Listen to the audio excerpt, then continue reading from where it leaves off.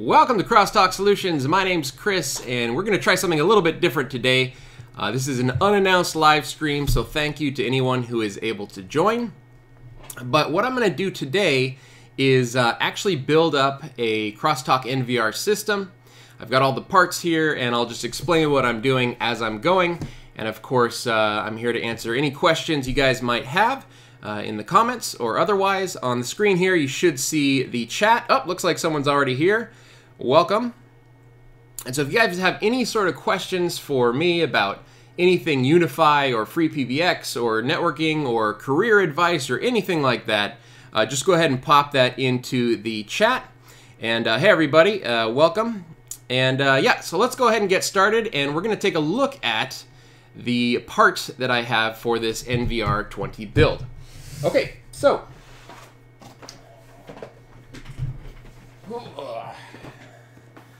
get everything kind of laid out here.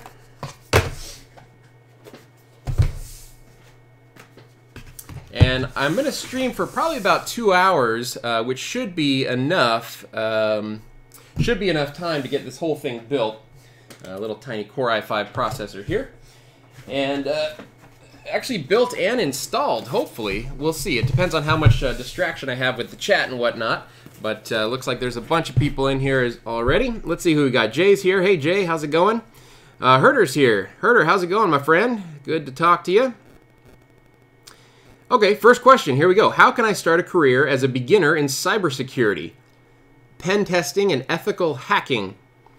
That's a good question, and that's not an area that I specialize in, so I'm not exactly sure. My general advice for any area that you would want to get started in, though, is just start reading, start researching, and start doing whatever you can in terms of you know, becoming an expert on the whatever subject matter you're interested in. I also just realized that I don't have my lights on. Here we go. Hang on one second. Let me pop these lights on real quick. There we go. Oh, let's go. Let that adjust. Okay, that's better. Okay, excellent. I've got these Philips Hue lights in here. Okay, so Crosstalk NVR 20. Here we go. First and foremost, we have my favorite motherboard, my favorite server class motherboard at the moment. This is an Asus P10S-MWS. This is the LGA 1151 supported CPU or chipset socket, excuse me. And I just love this motherboard. It's just a good all-around motherboard. Dual NICs. It's got HDMI as well as DVI out, and a bunch of USB connectors and all the sorts of good stuff. So just a really good basic motherboard. For the CPU, we are going with the Intel Core i5-6400. And I normally actually buy the i5-6400 with, you know, like the retail set that comes with the cooling fan and all of that. But for this one, we're trying something different. I bought this Arctic Alpine 11 Pro LGA 1151, 4-socket LGA 1151 cooling fan, and we're going to just sort of separate these out. Separating these out actually saved me about $20 off of the retail kit, and this is actually probably a better fan than the one that comes in that retail kit. Hack the government and you'll be in security in no time. That's funny. Yeah, Hack5 is a good website for the cybersecurity stuff. I don't follow them a lot, but I have seen enough of their stuff to kind of figure that they know what they're talking about. I do follow TechThing, which I think is related to Hack5 somehow.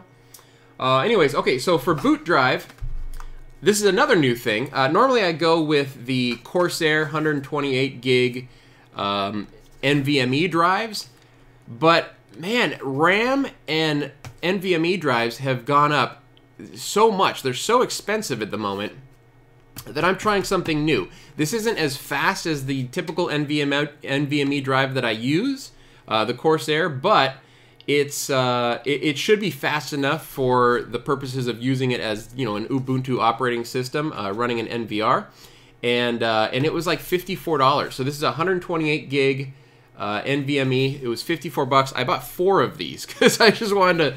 It was such a good price, I couldn't pass it up. I don't remember if it was a Cyber Monday week thing or what, but I bought 4 of those. So that's going to be the boot drive. For the hard drives, for the surveillance drive, Hang on, gotta get my knife. Okay, here we go. Oh man, my chair sucks. If you guys have a recommendation for a good chair, put that in the comments, because I need a new chair. I don't necessarily want one of those humongous like gaming chairs. I just want a good solid chair that I can sit in all day and it doesn't, you know, hurt my butt. Okay, so for the surveillance drives, we're going with dual Western Digital purple 8 terabytes. There's one there. Get rid of that. Herman Miller. Yeah, Herman Miller chairs are like super expensive though, aren't they? I mean, what is it, like $400, $600 for a Herman Miller chair? Where do you buy the majority of your networking stuff? Honestly, there's 2 places. So usually I get my networking stuff, like Unify stuff, either at Amazon or B&H Photo. Sometimes Newegg for the cameras. Sometimes Newegg has good prices on the cameras. Usually those are the 3 places that I look: Newegg, B&H Photo, and Amazon. If I have a really big like Ubiquity deal, like we did a deal where we had 110 mesh access points, then I'll go somewhere like Double Radius or Streakwave, like an actual distributor, because they can get me volume discounts on like large quantities of stuff. But if I'm just buying a couple access points, I just hit up Amazon. BJ's.com lazy boy. Well, I don't know if lazy boy is gonna be right. I need the chair to be able to move back and forth between my different stations here. Okay, for the power supply, another deal that I found. So again, I also normally go with a Corsair power supply. I always do 80 plus gold modular 550 watts in these NVR builds, or the NVR 20 builds anyways. And so I found this one. This is the EVGA Supernova. And again, I think this was on sale for right around $50, where normally I pay, I think, like $89 for the Corsair power supply. The same size, same type Corsair power supply. I did stick with Corsair though for the RAM. This is a 16 gigabyte kit of Corsair Vengeance LPX running DDR4 2133 megahertz. So okay, so that's it for the build parts. Let's go ahead and get started. I will try to answer your questions as I can, but the font is actually really small. In fact, let me see if I can move my laptop a little bit closer. That might help me out here. I had laser eye surgery in 2004, and that was like, what, 13 years ago now? Almost 14 years ago? And so it's kind of like wearing off. Like, I can't see as much anymore. I am using my Blue Yeti microphone in production for the first time. I've had this thing sitting in a closet for like a year. Any career advice for 6 years working in tech support with CCNA R and S, please? Well, I mean, career advice, what's, I guess the question that I would have is, what are you looking to do in your career? Are you, like, out of work in your CCNA, or what's the story? Hey, Hector, how's it going, man? Good to see you. All right, let's pop this sucker open. You know, this P10S MWS motherboard from Asus is so awesome. Oh, you know what? I've got my bin here. So whenever I'm building one of these things, I keep a little plastic bin on the side, and that's for all of this junk, right? All of the stuff that, you know, comes in these cases. I like to keep everything nice and neat and organized. And one of the things that I like about the Asus is that it comes with all of the SATA connectors. So it has 8 SATA ports on here, and you get 8 SATA cables. A lot of motherboards will have like 6 SATA ports, and they'll only include 2 SATA cables. So plenty of SATA cables. I also like that it has a really nice, like, cushioned backplate for the components, or the little connectors to stick through.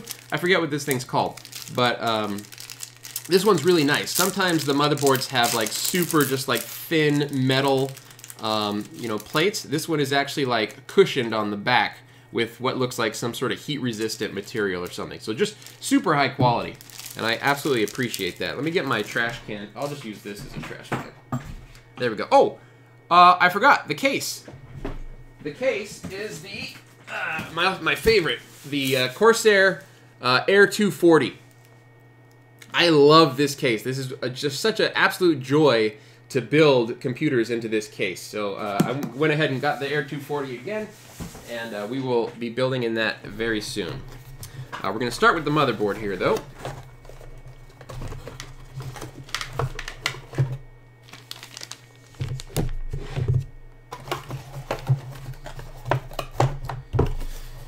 Okay, let's see. Yep, Blue Yeti is the microphone that I'm using.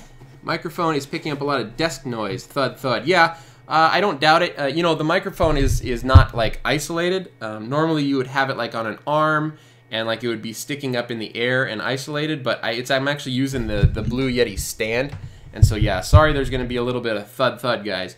I will plan better next time I do one of these. This is the first time I've done one of these types of live streams where I'm not just sitting in front of my computer. I'm actually, you know, doing a live build. I honestly wish I had a second camera that I could like put down on the ceiling and like sort of show you the top view of what I'm building, but unfortunately I don't. So I'll just talk through it as best I can, and hopefully you guys will pick up some useful tips and stuff. And I will try to be light-handed when I'm setting things on the desk. Chris, will you post the links to all the parts after the live stream? Yeah, I've done that before. If you guys go back in the YouTube history and you look for the Crosstalk NVR 20 build video that I did, I have the full parts list in that video, and most of the parts are going to be similar. Like I said, there's a couple of differences. I'm using a different NVMe drive. I'm using a different power supply, but it's the same, you know, 80 plus gold, 550 watt. And then I have a separate i5 and cooling fan as opposed to what I normally do, which is the retail kit that comes with the cooling fan, you know, the Intel one. Okay, so make sure when you're handling this stuff, I've got metal legs on my table. I always ground myself out as much as you can. I don't use like a grounding strap or anything. But my carpet, my floor here is carpet, so I do get a lot of static in this room. I have absolutely blown out motherboards and SSDs and stuff in the past. This board, the Asus board, has jumpers on the motherboard for the network cards. So here's a pro tip for you. If you're not going to use both network cards, disable one with the jumper, right on the motherboard, because Ubuntu has a tough time with the NICs on this motherboard. So unless you're going to be bonding them or something and you actually need both NICs, just disable one and then you just don't have any sort of problems with Ubuntu at all. Okay, let's get the CPU in place next. Let's see if there's any questions. Good evening, Chris. Good evening. Is this a build for a customer? Yes, it is. All right, let's keep going. So this is the Core i5 6400. In this system, I do the Core i5. In my NVR 10, I do a Core i3. Do I do an i3? I might do a Celeron. I don't even remember. I'd have to look up the parts list again. But I actually sell more of these NVR 20s than the NVR 10, believe it or not. And I've got like you see all this hardware that I've got right here. I have an exact duplicate set of all of this sitting right next to me because this particular customer actually ordered 2 of these. So I've got to build 2 of these. I figured I'd do one in a live stream and then I'll just build another one over the weekend at some point. All right, so we're popping down the CPU and it pops off the top plate right there automatically. We're gonna toss that in there. You guys can hear my phone ringing over there. Sorry if that's coming through. I should mute my other computer. 1 second. All right, there we go. Muted. Okay, are you still considering moving your UniFi controller from AWS to DigitalOcean? If you do, can you do a video on the transfer and setup process? So I am still considering it, although when I posted that video this morning, a lot of people came up with some really good ideas to try to see if I can resolve that stun issue that I was seeing, and I think one of them is going to work just by looking at what they posted and then just doing like some quick investigation. I think it's going to work, and I'm going to try it later. And then that'll mean that I don't necessarily have to go to DigitalOcean, but here's the thing. DigitalOcean is a lot cheaper. Like I can get a much more powerful virtual server on DigitalOcean for like $30 than what I'm paying in Amazon AWS right now. I've got I think it's a T1 medium instance on AWS, and it costs me in the neighborhood of like $63 a month. It's kind of expensive.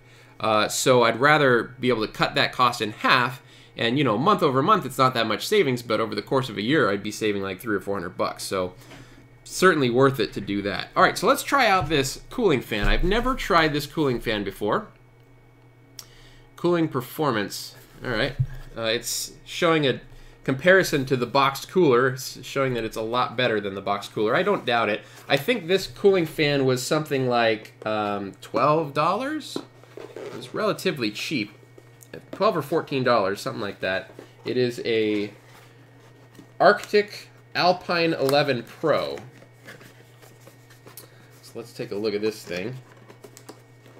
Hopefully there's not like... See, the problem with these third-party cooling fans is oftentimes they try to make them so that they'll fit any size socket, and then they got a bunch of like brackets and crap that you have to deal with and figure out, and I usually don't like doing that. That's why I like the retail kit, because it just comes ready for LGA 1151, and then you don't have to worry about anything. Alright, so what's this telling me here? Alpine 11, blah, blah, blah. Alright, so this is marketing crap in here. We don't need any of that.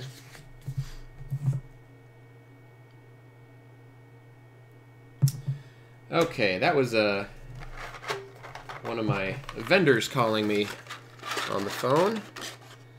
Oh, this thing is actually pretty beefy. It comes with the goop already pre-installed. What do you call that? I forget what it's called. And actually, it doesn't look like there's any... Doesn't look like there's any brackets or anything, but how does this work? Oh, you just got to put these pins down in there?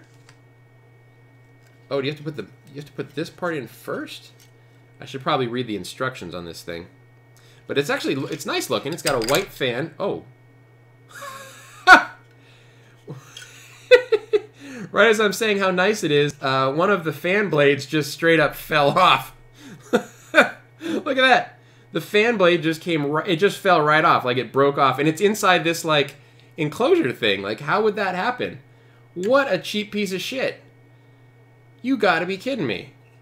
Well, a good thing I've got a spare, but now I'm gonna have to go out and get an LGA 1151 fan over the weekend somewhere.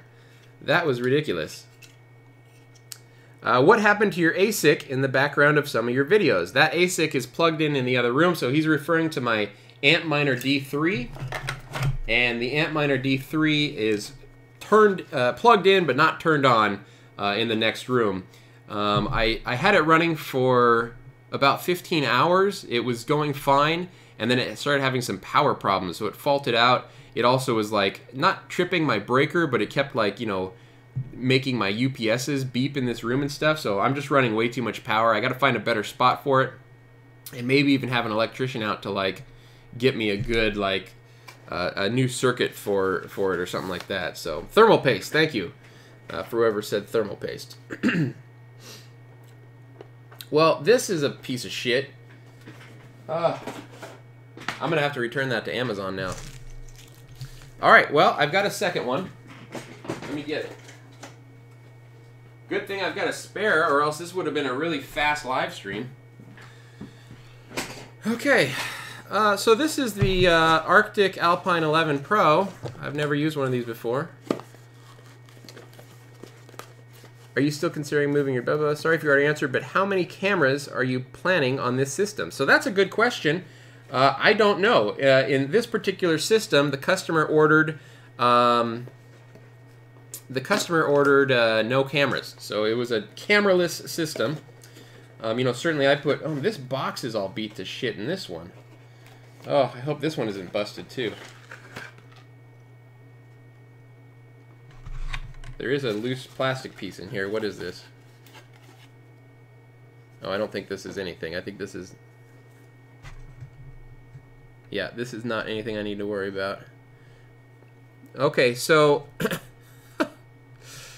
Oh my gosh, two of the little...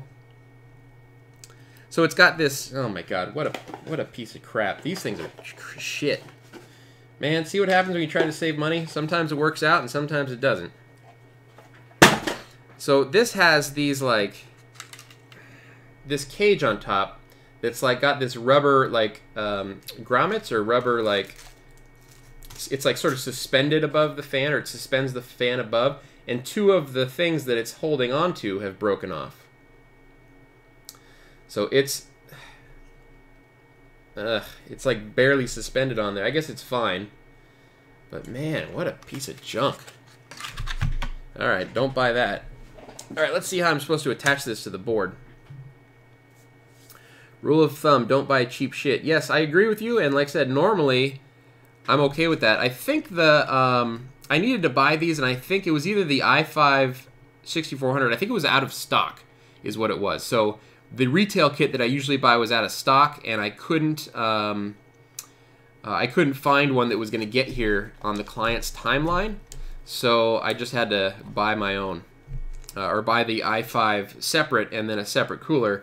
And these coolers, even though they were very highly rated, I don't buy anything that's not highly rated. These coolers are apparently junky. All right, let's try to push through anyways. We don't need to do an Alienware update. Remind me later. I recommend the Cooler Master Hype. Well, see, here's the thing, though.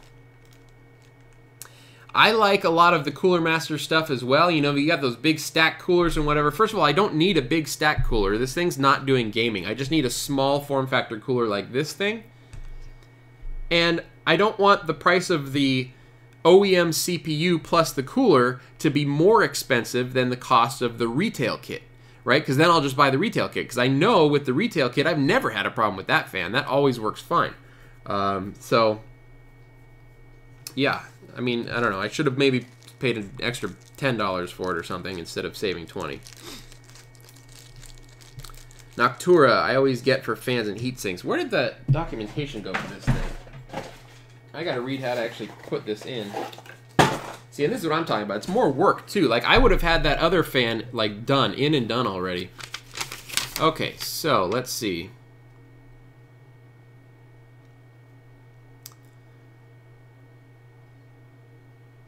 Okay, so you're supposed to unscrew it and take it out of the... Okay, I got it. Actually, that's not too bad. So this has two screws on the side here. You unscrew these, take it off of this base piece, and then we should be good to go. I'm going to do a better screwdriver. Okay. Let's go ahead and unscrew these. I will answer questions in the meantime here. Quiz here.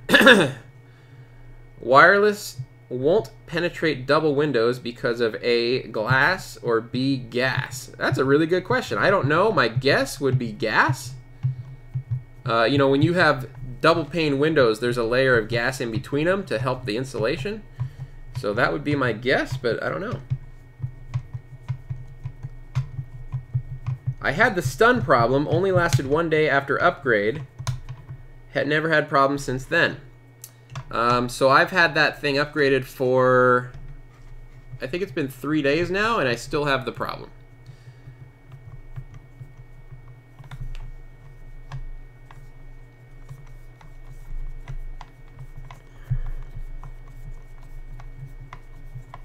Alright, so let's get this off of this bottom bracket here. I think that should do it. Nope, it's still hanging on there.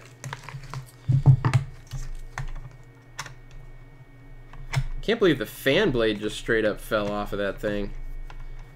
What a piece of crap. Alright. There we go. Okay. So we've got this. Oh, geez, really? Come on.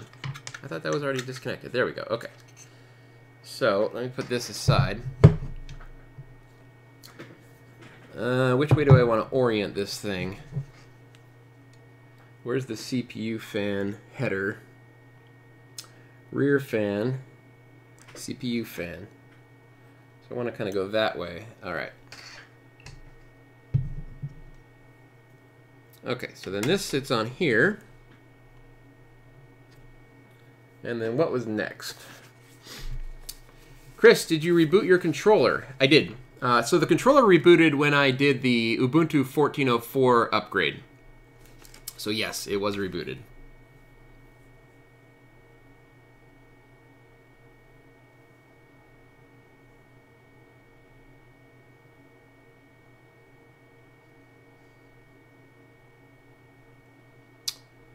This is telling me which way to, oh, I can't orient it that way because of the RAM.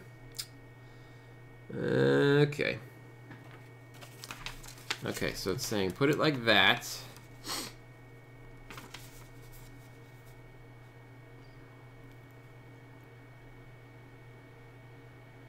push pins. And now it just has push pins. I don't like this thing, man. I do not like this. What are these extra little things for then?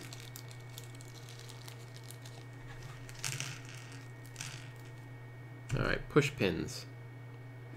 Boy, what a pain this is. Alright, get down. Oh, man. Oh, I see. It's got these little, there's little tiny plastic handles that push into these push pins, and then you shove the whole thing, I guess, down into the board here. No, that doesn't work either. Do you have to put these in first and then put those in? God, this thing sucks. Oh yeah, you put the pins in first and then you put the top plastic piece in to like lock it in place. Alright, so we're going to put that there. I also hate dealing with like little tiny things, you know, little... My hands are decent sized. You know? I don't have the world's biggest hands, but I don't have the world's smallest hands either. Get that in the hole. Think of your secretary. That's from Blazing Saddles. Okay, so let's see. Put this in here. Oh, man. I am not having a fun time with this cooler. Just deployed 20 HDs after watching your video. Working great. Awesome, man.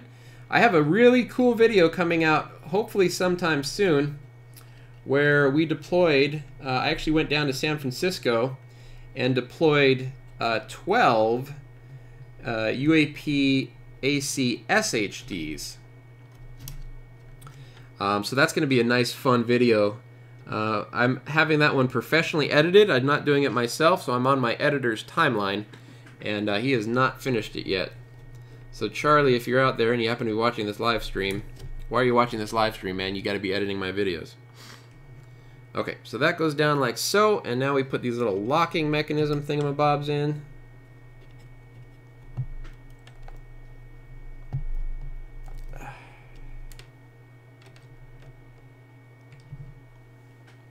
Quiz answer here. Last research says glass because on glass is some sort of metal to block heat transferring.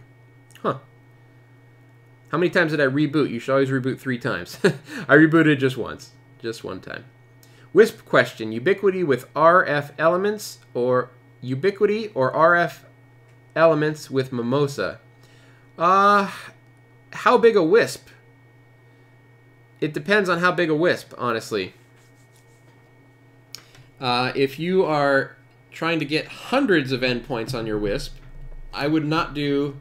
So I'm not that familiar with Mimosa. I don't know them too well. It says you gotta push it all the way in there. God, I'm always afraid of breaking these things. Alright, well, we'll try it. I mean, worst case scenario, I've got Amazon Prime 2-day shipping. Right? Oh, there we go. Got it. Okay, so Mimosa I'm not that familiar with. I tried to work with them a little bit. Not work with them, but like at Wispapalooza, I talked to them. And I wanted to get a feel for if like we could do anything together, like if I could get some test equipment and do a video or something, and they didn't seem too receptive to that. So I have not been able to test Mimosa at all. But if you were going to go for a larger Wisp deployment, you know, Ubiquity is a good starting point, right? Because Ubiquity has very cost-effective equipment, but it doesn't scale up past like 100 users, I would say. You know, if you want to get serious about your Wisp stuff and you want to do it at scale above 100 clients, I hate putting so much pressure on the motherboard. You probably want to honestly look at something like Cambium networks. Cambium is going to be much better for you than Ubiquity will be. Come on, get in there. Oh man, this thing is so terrible. Oh, I've got 1.5 of these done. How can I get that to push down? Like these little thumb pushy things are so terrible. Oh, this is hands down the worst CPU cooler I've ever used. My stun issues are resolved by setting a port forward in Unified to my DigitalOcean droplet. Test. Yeah, test received. How far do you live far from civilization, looking at the trees in your videos? No, I'm not too far. I live like, you know, I've got neighbors and stuff. I just not very close to me. I've only got one neighbor that I can actually see from my house, and then I've got. But you know, we just drive down the street and we're in town. It's not too far. Okay, come on. I just want to get at least one more of these in. There we go. One more in. Let's try to go for broke and try to see if we can get 3 of them all the way in. Oh, ow. Man, that hurts my fingers. 1, 2, and then I've got 2 that are only like halfway in. How can I get that pushed down? I'm trying to think of how I can push that down or like knock it down. Oh, I don't like this. I don't like this.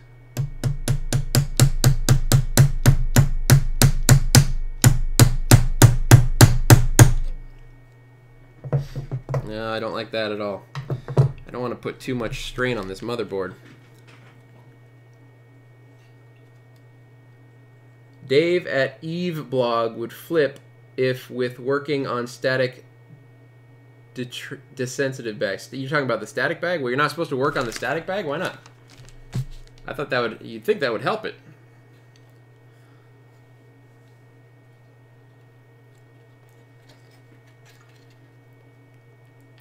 Ugh, ow. I can't get these last 2 in. Let's see. Any forest animals visiting you often, like a bear behind your window? No. I've lived here for about 4 years, and we've only ever had 1 bear. And I didn't actually see him, but there were signs of the bear, like he had pooped around the house, and on one of my front windows there was a big bear print. So I know that there was a bear around, but I didn't actually see him.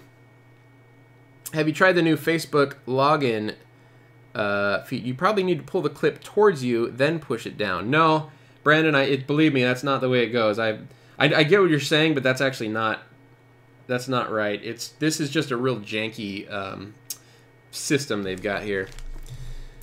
Have you tried the new Facebook login feature? I have not tried it. I saw that Willie did a video on it. I am... Oh, god damn it. I'm, like, staunchly against Facebook, okay? So I don't think you'd ever see a video like that from me. I don't like their privacy policies. I don't like the things that they pull. I don't like the way that Zuckerberg is positioning himself in the world.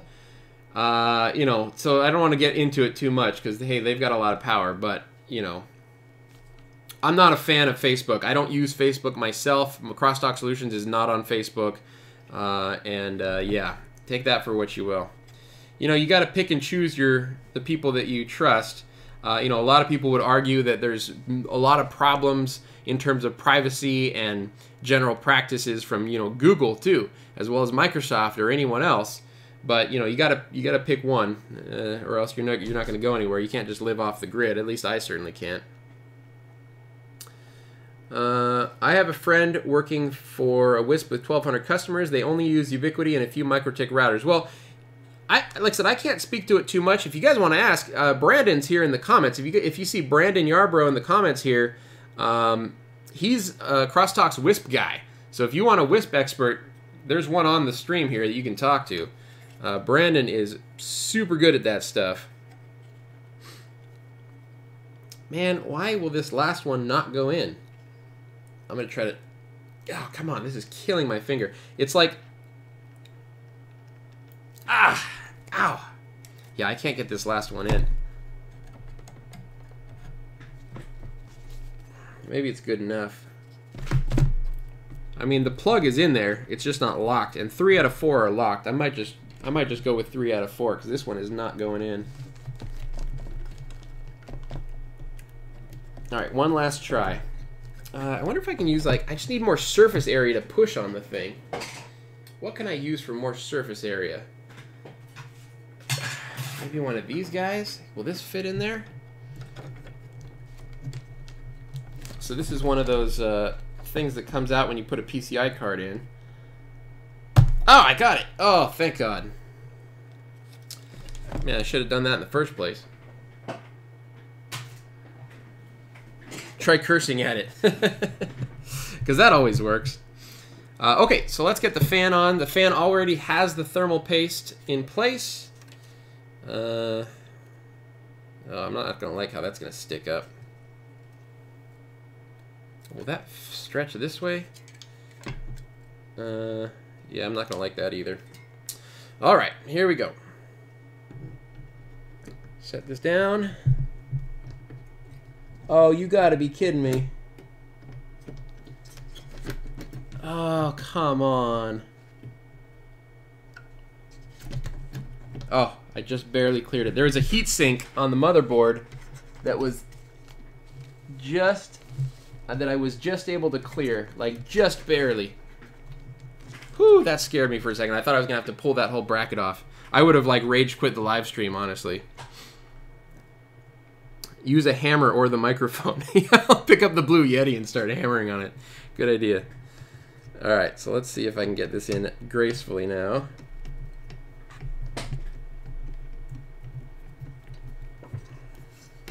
Watch this fan, like, not turn on after all of this.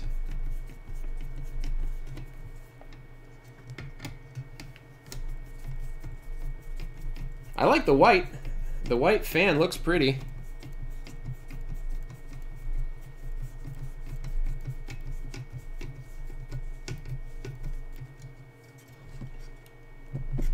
Alright, that's on there.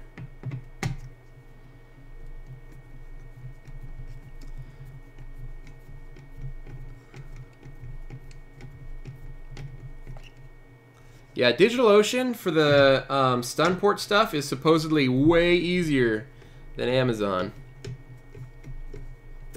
At the moment, I'm using Astrospace PBX server and FlowRoute. FlowRoute's decent. I've used FlowRoute a lot. They're fine. My new go-to SIP provider is actually Vitality. If you guys want any sort of referral link or sign-up link for Vitality, let me know. I'll probably do a video on them at some point. All right, well that took way longer than it was supposed to. So think about this, right? Time is money, okay? That just took me, what, 15 minutes or so to put this cooler onto this motherboard? So this setup was $20 cheaper than the retail kit, but it cost me 15 minutes, right? So I value my time at higher than $20 per 15 minutes. So that was not a good deal. All right, let's plug in the CPU fan here. And this doesn't, don't get me started on this thing. All right, let's do the NVMe. Oh, hey, Willie's here. Hey, Willie. Willie does international clients, but only on his side business. Don't ask what his side business is. What's your zodiac sign, Chris? I am a Libra. What kind of insight does that give you into me? Yeah, Willie, you missed the heatsink install. That's funny. All right, so here's the NVMe. Tiny little guy.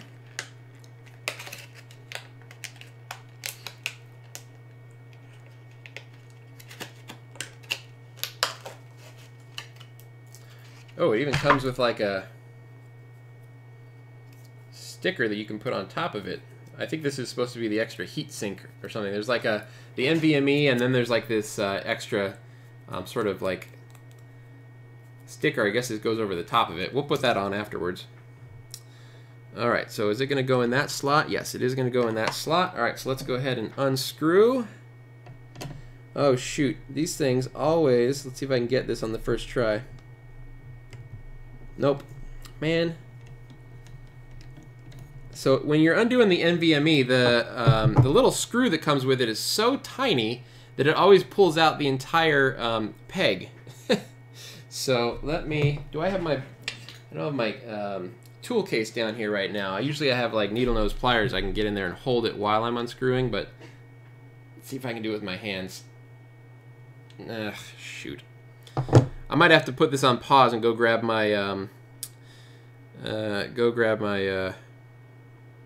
toolkit. All right, guys, I'll be right back. Talk to Willie and Brandon. I'll be right back. 2 seconds.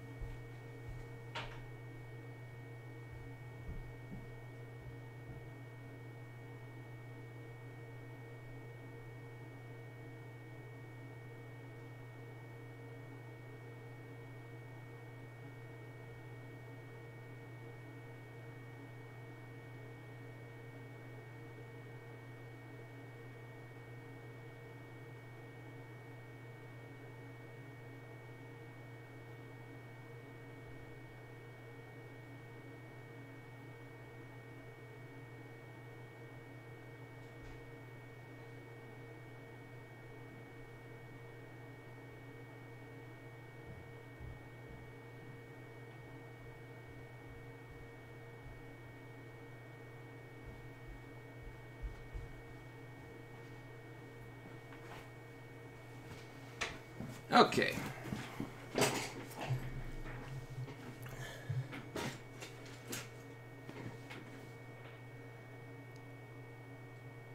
Judd, get really, really good at one thing. Which NVMe drive did you choose? This is, it's a new one that I'm trying. I mentioned this earlier in the video, but normally I go with the Corsair 128 gig NVMe. I forget what it's called, the Corsair Force. I think it's like Force 500 or something like that. But they've gotten really expensive. The price went up like 30%. So I'm trying out this new one. It's a XPG SX6000 128 gig M.2. It's not as fast as the Corsair, but I don't need it to be fast. I just need it to work. And they were on sale for like $54. So I picked up a bunch of them. Hopefully, hopefully I can make use of them. I mean, even if it doesn't work for these builds that I'm doing, I mean, they're just a 128 gig NVMe. I can use them anywhere. All right, needle nose. Here's my small screwdriver. I really need a better organized toolbox.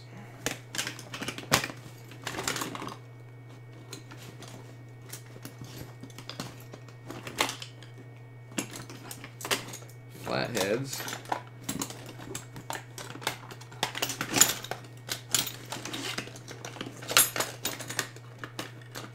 There we go. Got it.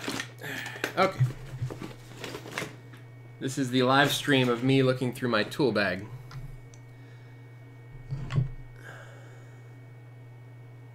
Message retracted. Sash, you retracted a message. Must have changed his mind.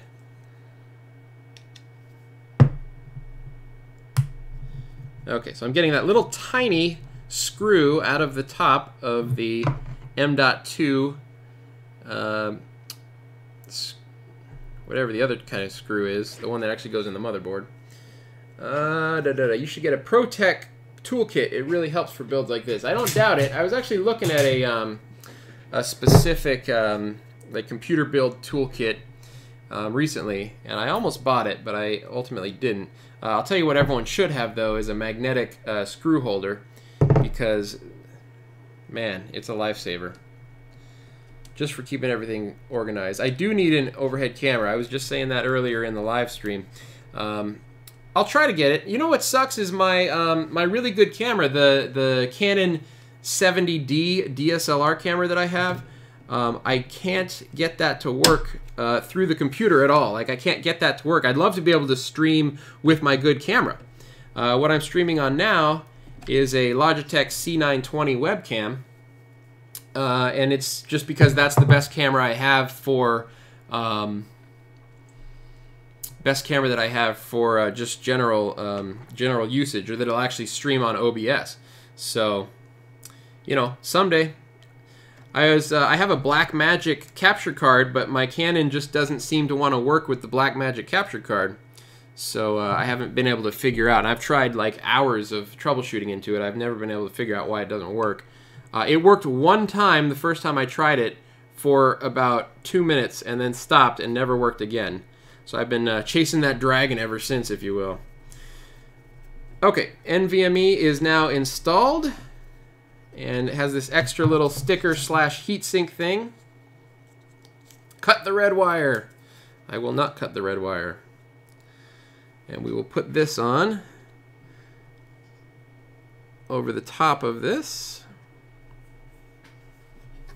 All right. There we go. Okay, so CPU installed, NVMe installed. Let's move on to the RAM. Again, this is the Corsair Vengeance LPX 16 GB RAM kit. This RAM has also gotten super expensive. Anytime I see Corsair Vengeance RAM on sale, like the 2133 or even 2400, DDR 2400, I always buy it because, I don't know, it's crazy. RAM prices have gone up. This kit used to be $79 about 6 months ago, and now I think it's like $129. So it's gone up a crazy amount. Okay, I do like the Corsair RAM though. Ubiquiti new access point coming out, new AC point coming out. Yes, Ubiquiti does have a new access point coming out. Willie can probably tell you more about it than I can, but it is the UAP XG, I think is what it's called. And it's got like it's basically like 2 access points in one with the extra radio for like monitoring the area or whatever it's called. I forget what you call it. I'm so technical on my terms. This case and heatsink is gonna block the first RAM slot.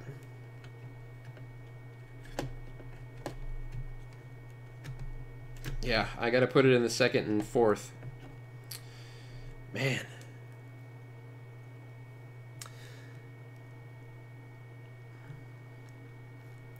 $10 gig. Well, it's got what? Does it have 10 gig NICs on it? I couldn't tell if it was 10 gig NICs. It does say that it's 10 gig, but does that mean it's got 10 gig Ethernet? Because it says that the wireless throughput's only like it was only like 3.6 gigs total wireless throughput. So I guess that must be a 10 gig NIC on there.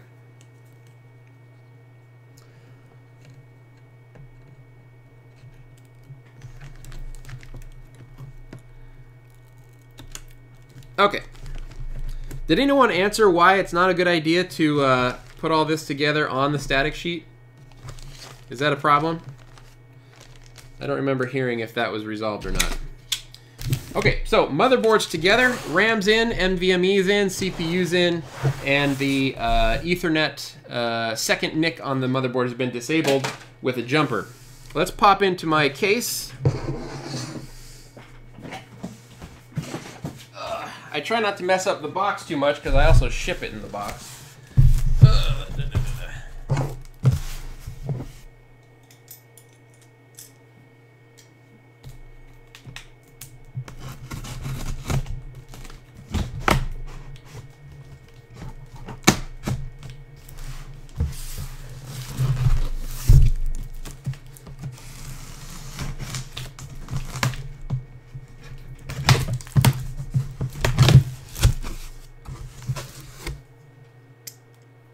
Ditch the static sheet. Anti-static bags conduct to remove the buildup of static. Okay, well I'm going to have to look that up. I don't always believe everything I read. So I will look that up. And if that's the case, I will not do that anymore.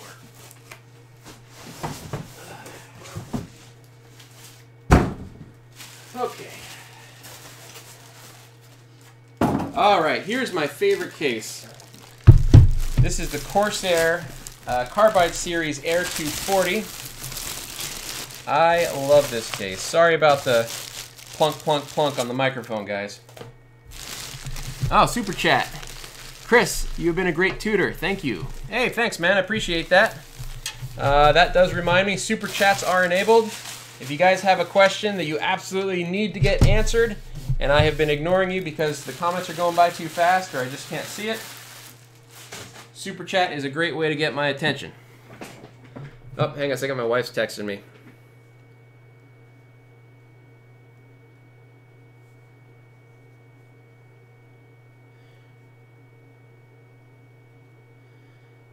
Working out our dinner plans for tonight. Okay, let me get the screws off the back of this thing. Where's my screwdriver?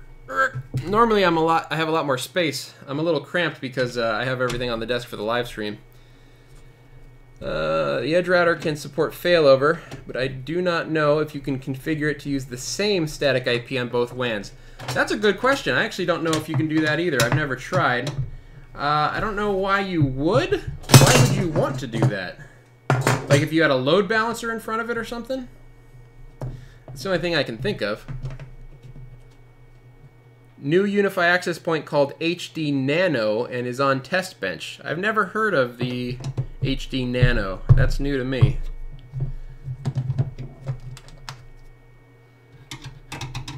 Use NVR on a Raspberry Pi. Yeah, okay. Good luck with that. Good luck with that, especially in production. Listen, I got nothing against Raspberry Pi, man. I love Raspberry Pi, but you got to use production stuff for production. You can't just be, you know, it's a good test platform. That's about it. I've got a, you know, a Raspberry Pi, you know, retro gaming console on one, but I would never put one in production for anything serious. Chris's wife, why haven't you done your chores? Yeah. Luckily, she's not that kind of wife.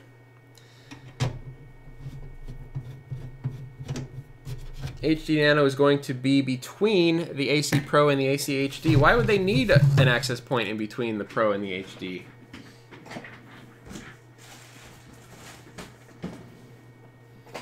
I don't know. I don't really see a need for that.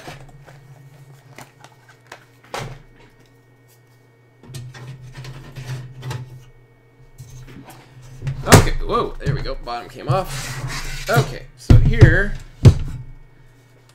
is this case. I love this case for a number of reasons. Number one, it's got the risers for the motherboard pre-installed, which is always a nice, always really nice. This case has two sides to it. So on this side is where you put your motherboard and components, and it's got two 140mm fans on the side that blow in, and then 240mm fans on the front and one on the side. And then over here is where you put your hard drives and stuff. So it's got two different drive bays. It's got 1, 2, 3 2.5-inch drive bays and 1, 2, 3 3.5-inch drive bays. So as long as I'm under that number of drives, this case works great. If I have to go to 4 3.5-inch drives, like if I'm doing a RAID 10 NVR 20, then I go with the Fractal Design Node 804 instead, which is like my second favorite case.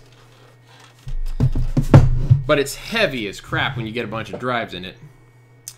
Okay, so let's keep going. Get these cables out of the way so I can get the motherboard installed. Okay, 1, 2, 3 fans in the case.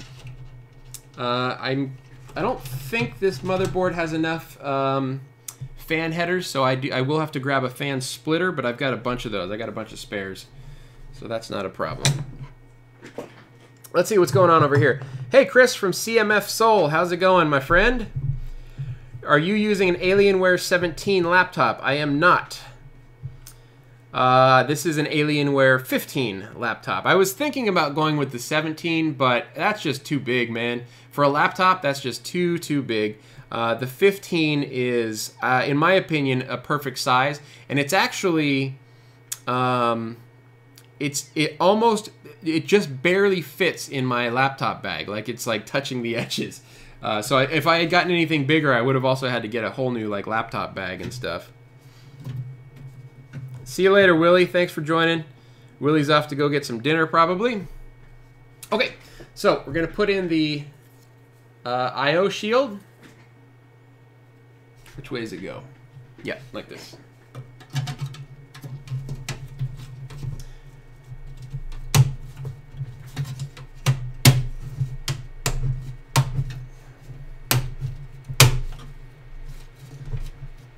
All right, now we're going to put in the motherboard.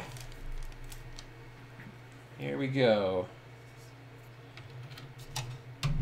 Gently, gently. Oh, important tool for building computers. Right there, your headlamp.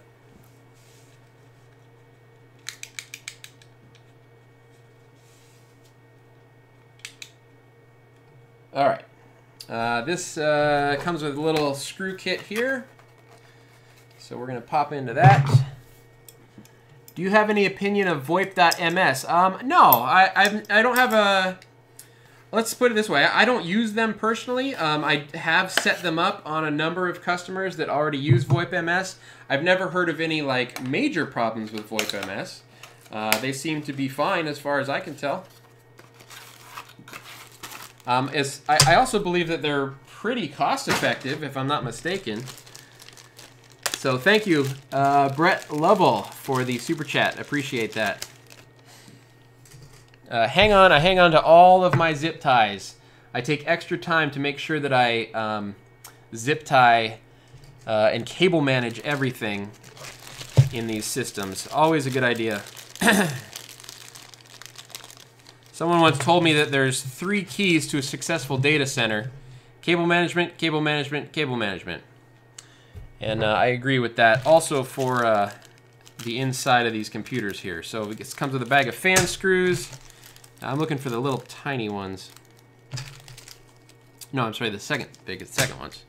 Wait, which screws go in? Is it the little tiny ones or the next size up? I always forget. I think it's the little tiny ones. Okay.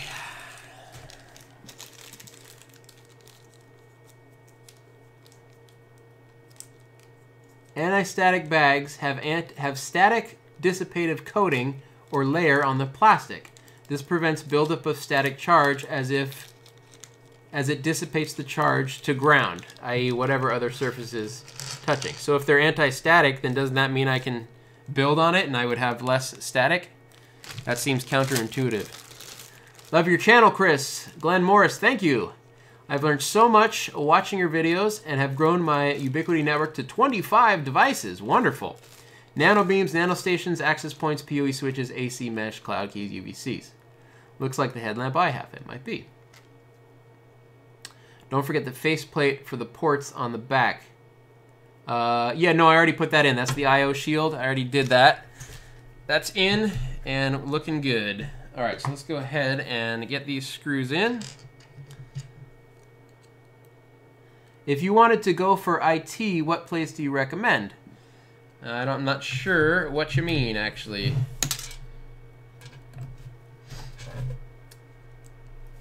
If you're saying if you want to get into IT, honestly, what I recommend is just start playing around with whatever equipment you can get your hands on at home. The more you learn, the better. And never stop learning. Even today, I learn new things all the time. Like today, I learned that it may not be a good idea to use anti-static bags to build your motherboard on.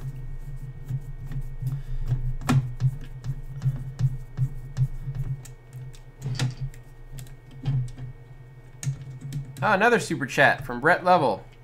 Thank you, Chris. 1 cent per minute and 0.85 per month for DID for VoIP.ms. Yeah, that's very reasonable. That's a little bit cheaper than Vitality. Vitality is 1.2 cents a minute and $1.50 per DID. So yeah, that's a good deal. What it boils down to for me, a lot of the times, you guys gotta keep in mind too that I am a reseller, right? I'm not just an end user, I'm a reseller. So a lot of what I look for also has to do with reseller commissions, referral payouts, and stuff like that, as well as like what tools are available. I'm using the wrong kind of screws. What tools are available in like their portal for like affiliates and stuff like that. Like Vitality allows me to create my own custom portal with my logo and stuff. It makes it really easy for customers to sign up. They know they're signing up through me, and I can track my, how many people have signed up and how many minutes they're using and stuff like that. So that's pretty much why I use Vitality. They're also just a carrier. So a lot of these SIP providers are, they're not carriers, they're just brokers, they're resellers themselves. And so if there's a problem, they can't always directly fix it. Sometimes they have to go to their upstream carrier to get it done. So one of the reasons I like Vitality, yes, you pay a little bit more, but they are the upstream carrier, and so you don't ever have to, there's no middleman. And I like that a lot because I've dealt with a lot of crappy SIP providers where they just, all they like to do is point fingers at their upstream carrier, and there's nothing you can do because you have no access to the upstream carrier. I think the only problem you run into is that it powered the board and the anti-static bag then would short out the board. Maybe. I've never powered up a board on an anti-static bag. How many cameras will this build suit? So this is a build that I recommend it for up to 25 cameras. I'm sure it would easily do 50. It really, the CPU and RAM utilization in one of these things comes into play when people are viewing the cameras, not when the cameras are just writing to the disks. So it really depends on how many people are actually going to be viewing it simultaneously, and that's a lot of the that's what you have to account for a lot. Boy, I hate this cooler. I'm gonna have to go down to my local computer store and see if I can find a retail kit. Any LGA 1151 retail kit will have a fan that I can use. I'll see if I can find a Celeron or i3 or something and then just have a spare CPU lying around. Okay. Let's see. Any job offers in Europe? Complaints on Amazon seem to be about build quality reliability. Yes, I wasn't the one who said build the bag. I just know what the bag does. Why do you go with the Supernova 550 G3 instead of the cheaper 450B from EVGA? I use the 450B. So I'm not sure what the 450B is. Is that an 80 plus gold certified power supply? I have to go 80 plus gold because I just like to have a much, this is a surveillance system. I want to give it the best chance possible of, being reliable. And I think 80 plus gold kind of just means that it's a better rated power supply. And also I went with this EVGA because it was on sale. It was like $54 or something. So I bought 2 of them. And when I see components that I can use go on sale, I pretty much just snap them up because I know I'll be able to use them at some point. I mean, I bought these less than a month ago and I'm already using them. So, yeah, that's why. Super chat from Gabriel Martinul. Is that French? I probably butchered that. I learned so much from you. I now have my own company now and will hope to learn more from you. Here's a token of my gratitude. Oh, thanks, man. I appreciate that. Yeah, listen, I encourage everyone to go out there if you can and, start your own independent consulting because there's plenty of work out there if you can do it. The hard part about independent consulting isn't the actual work. It's finding the work and it's managing the business, right? Taking care of the accounting and all that sort of stuff. Also, just being, if you know that you're not a motivated person, if you're not someone who's like a self-starter, probably also not a good idea. You know what? This thing has 1, 2, 3. I have 3 spare fan headers on here. Oh, good. That means I don't have to use a splitter. Okay, so motherboard is in. Let's see what we got going on here. What OS are you going to be using on that NVR? I'm going to be using Ubuntu 16.04 LTS. Turn that off.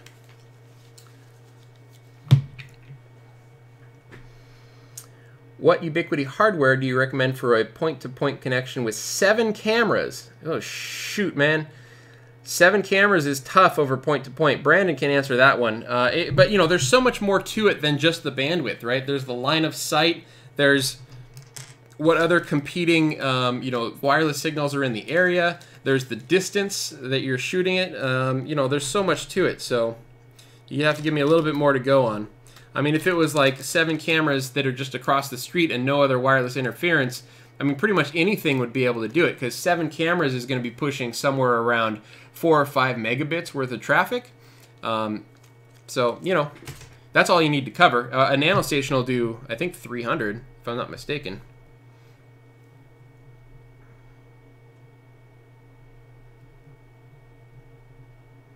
Listen, guys, if you're running your own business, don't let lack of customers in your area stop you. I live in a very rural area, and I have very few customers in town.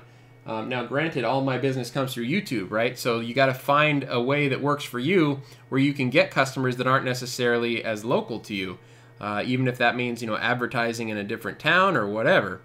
You don't always have to have customers that are right where you live.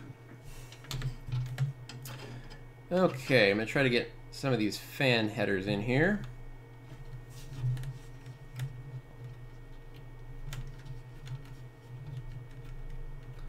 Nanobeam AC16. That is a good radio. We use a ton of those things.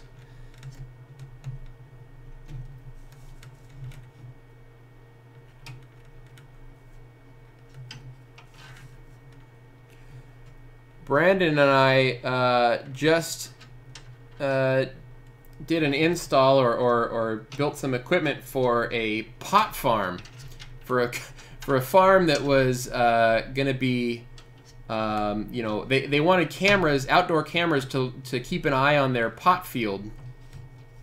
It's actually up in here in Oregon somewhere, and I don't know why Brandon kept bugging me to go on site. He's like, man, I need to get down there and do an on-site install. And I'm like, man, you never want to go on site. What's the deal? How come you want to go on site all of a sudden?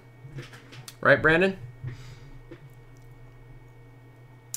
I am a very new company, less than a year old. I have clients up to 2 hours away. Yeah, that's tough. What if Ubiquiti goes out of business? That's honestly that's not too far-fetched, honestly. You know, with some of the stuff that we've been reading about, they have like, I mean, I don't know all the details. I wish Willie was still here because he knows some of that, but Ubiquiti's been having some problems with like board of directors and stockholders and stuff, and you know, I don't think they would go out of business. I think Ubiquiti is way too big to go out of business, but I certainly think that there might be some disruption at that company at some point in 2018. That wouldn't be, I don't think that would be too far-fetched. But even if Ubiquiti goes out of business, their radios aren't going to stop working. You know, you can still use their equipment, and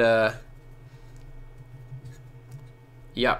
Just, you know, hedge your bets. Hedge your bets. If you think they're going to go out of business, don't buy them. Okay. Here's the fun part, plugging in all these connectors. All right.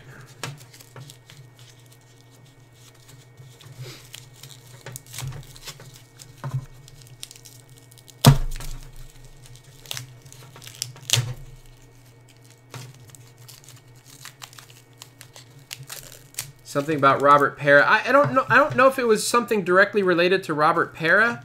You know, there was that Citrine report or whatever that came out.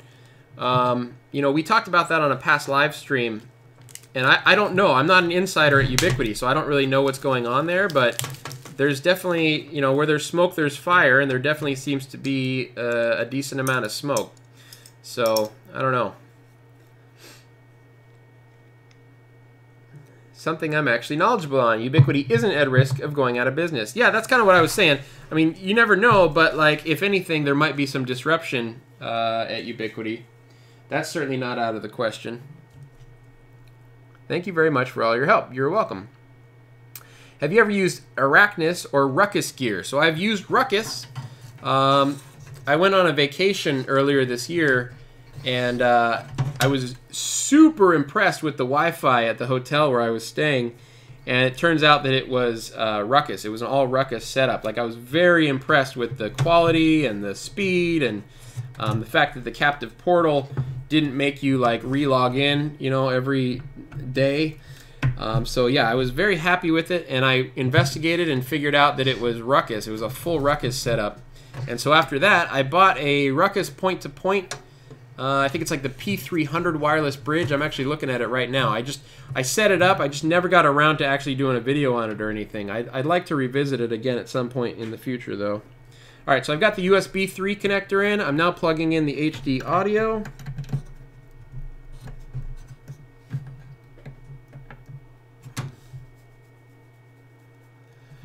I should catch up on some of this. They do this all the time.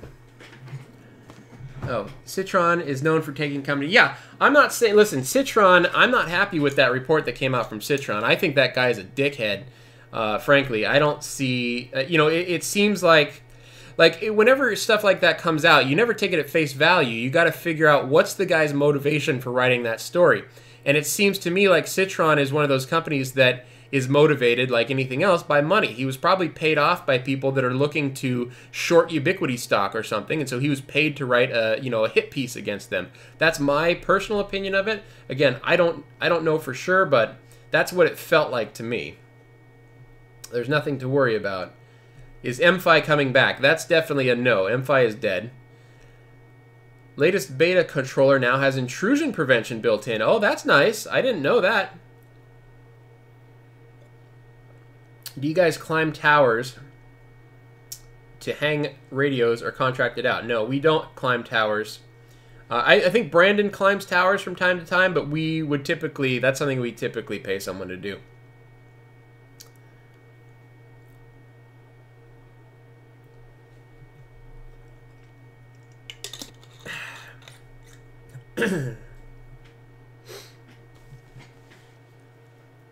Nanobeam questions. Brandon is tackling the questions. Thank you, Brandon. I appreciate that.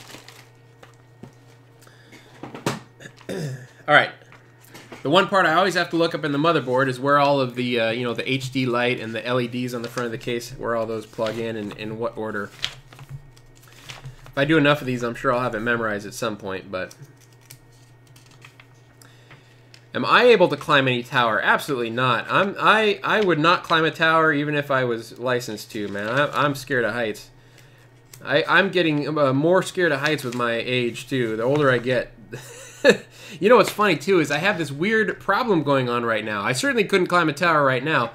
Last Saturday, you guys tell me, there's enough people out there, you guys tell me if this has ever happened to you. I had this thing, you can look it up. It's called BPPV. Bravo, Peter, Victor.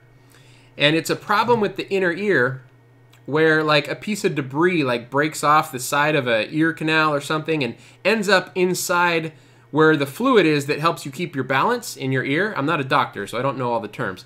But basically, for about 2 or 3 days straight, I had like severe vertigo all the time. If I moved around at all, if I got up and moved around for more than like 5 minutes, I would get motion sick. I would get like seasick, basically. And it's still happening right now, except over time, your brain actually adjusts to it.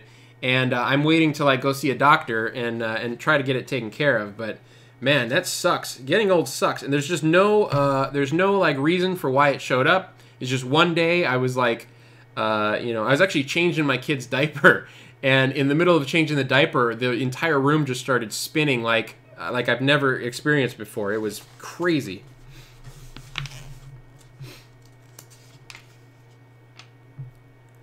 Yes, I had that twice in 1 year. Oh, it's terrible, man. It's just, like, balance is one of those things that you never ever think about until it's gone. And then you're like, holy moly. Like, even now, like, I have, like, if I'm just walking, I'm, like, pulling to the left while I walk. It's the weirdest thing. All right, where is this front jumper array thing? The human body is really amazing. Like, you think about the fact that the brain can compensate for that type of thing. It's just absolutely incredible. Could be your body telling you that you're working too hard. I don't buy into that. I don't think that's the case. Here we go. This is what I want. Oh, VGA connector. Nope, that's not what I want. You need to take a break. No, I don't think I need to take a break. I think I'm doing just fine. I mean, it's not stress related. I'm not stressed. Like, I don't feel stress. TPM connector? Is that what I'm looking for? No, that's not it either. Sorry, guys. I'm looking up in the manual. I'm trying to find the connector where you plug in all the Oh, here it is. Okay. System panel connector, 20 pin. All right. I got to get the...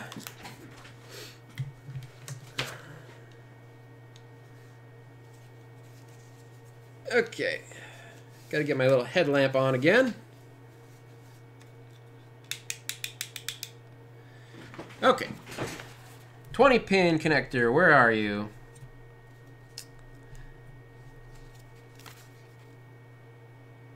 Got it.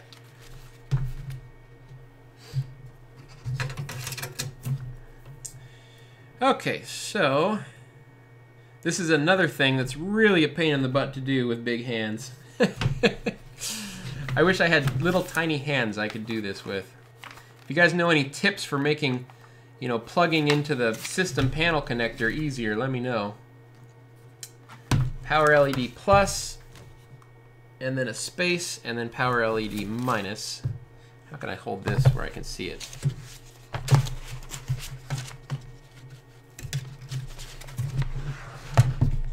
There we go. Okay.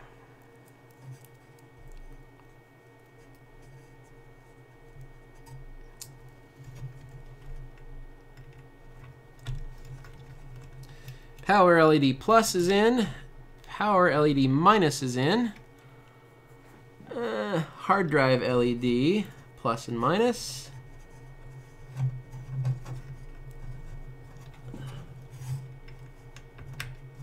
Alright, that's in. And next we've got power switch.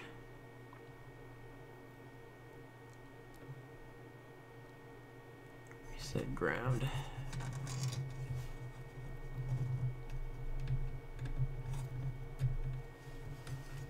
Make sure I'm getting these in the right spot. It would be really unfortunate if I'm doing this build on a live stream and it doesn't fire up the first time I hit the button. Alright, and space and a power switch. Okay. Alright, make sure those are solid. Yep, those are good. Okay, so now I'm not going to do... Oh, let me do these other two fans. I'm not going to do any of the the cable management, because that's just going to take too much time. But front fan. Oh, this thing has a lot of fan headers. 1, 2, 3, 4, 5, 6. There's 6 fan headers on this motherboard. That's really nice.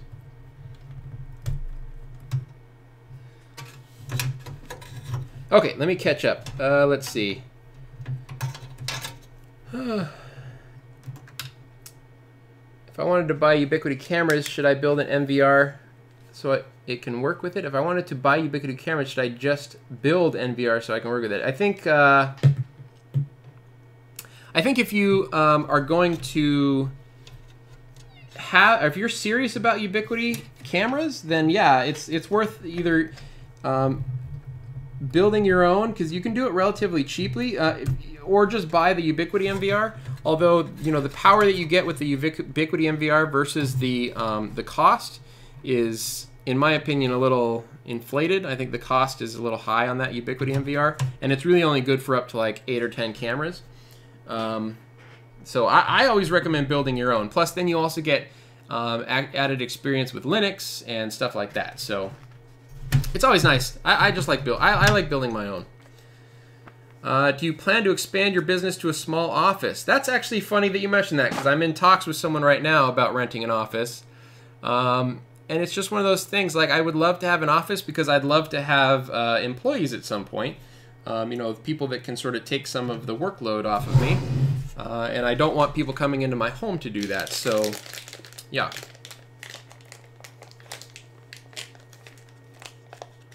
You guys have a company office, or you work at a home. So Brandon has an office, and I work at a home. I have another guy that has an office, and another guy that also works at home. So there's a lot. There's more than a few of us knuckleheads working for this company. My heater just turned on. Let me know if that's too much background noise, you guys. I can run up and turn it off. I'll tell you kind of why I want an office is so I can run more of those ant miners. Those things are so loud. I measured it at 83 decibels, the ant miner. Unbelievably loud. 83 decibels is in between a vacuum cleaner and a blender. That's how loud the ant miners are.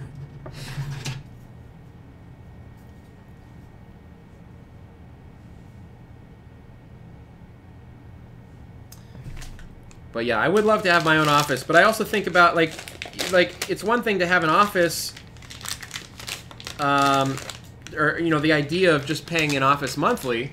It's not too horribly expensive, but you also have to think about all the added extra things, like, you know, I got to get new, you know, the tables and chairs and computers and whatever that I need to be in the office, right? So there's a lot more to it than just, hey, let's get a new office. Why is this not fitting in here right?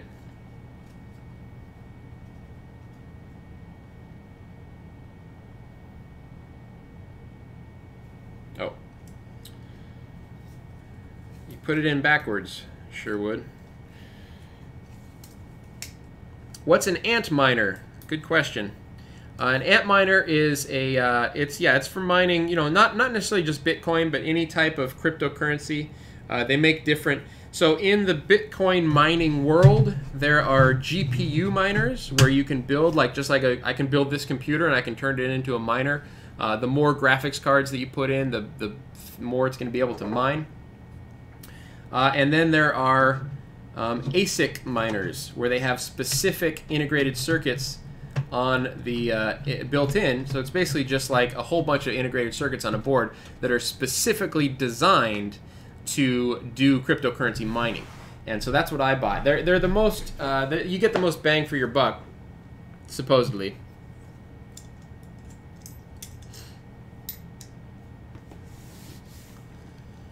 Why get such a case? They are hard to work in. This case is actually not hard to work in. I don't know what gave you that impression. The thing that was tough was the CPU cooler was a real pain in the ass, but and plugging in the little, you know, power LED and hard drive LED into the motherboard was a pain in the ass. But that's the same with anything, you know. If I had this in whatever, the case itself is a dream to work in. I love this case.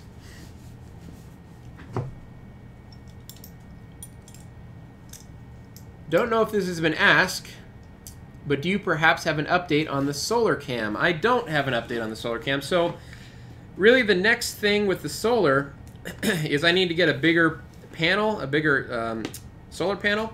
And, you know, here in Oregon, we are at such a high latitude that, like, like during the peak winter periods, like winter's not even here yet. Winter comes, shortest day of the year is December 21st, I believe. Correct me if I'm wrong. But we only get about 9 hours of sunlight, of daylight. It gets bright outside at around 7:30 or 8 in the morning, and it's dark by about 4:35 p.m. So whatever that is, 10 hours, say, of sunlight. And so it just has made working on the solar stuff very difficult because there's not enough sun to begin with, and then, you know, you got to figure that the sun's only actually up and directly shining on the solar panels for a certain amount of time per day. So even if I had a much better solar panel, I don't know if I have enough sun right now to work on it. So I think I have, in my mind, kind of just postponed the solar project until springtime, or, you know, when the sun starts changing again, where we actually get a good amount of it during the daytime.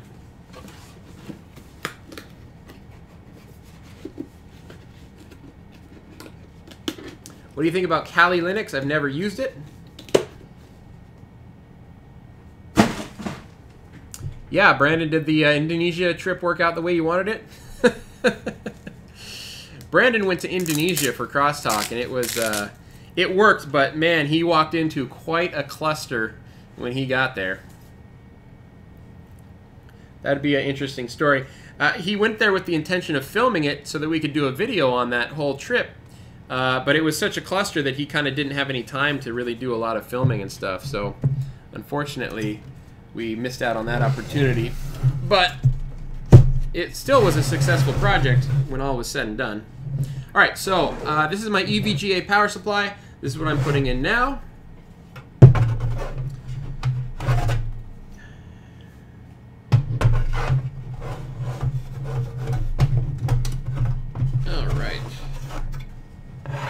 This case has little rubber stoppers on the side of it for buffering the power supply, which is really nice too. You know, because the power supply's got the spinning fan, so it has some vibration, and it sort of dampens the vibration off of the power supply. They really put a lot of thought into this case. I can't say enough about it. Let's see. Use tweezers / forceps for plugging in the power HD receiver. Yeah, that's not a bad idea. That's not a bad idea. Eric, essentially you can assemble the wires on the included plastic piece, then plug in a single piece into the motherboard. Is that right? What included plastic piece?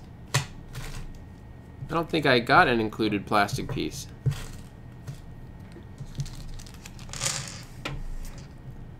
Alright, let's see. Super chats are on, guys. If you have a question that you absolutely need to get answered, you can do a super chat, and I will take time out to answer that question. Let's see. Here's my professional advice about your videos. You will get more viewer with shorter videos. More work on your side, more cuts, better viewers' comfort. Well, it's a fine line between... I hear what you're saying. Because like the video I put out today was 20 minutes, but it's also telling a 20-minute story. You know, I do a ton of editing on my videos. You know, that was 20 minutes worth of editing and cut down from, you know, probably an hour worth of footage. So the videos are highly edited, and I try to just leave in the most relevant bits. You know, certainly there's going to be some fluff in there, but, you know, I don't know. There's something to be said for I don't know. I kind of like the style that I do, and so I'm going to keep it that way. But yeah, I do hear what you're saying.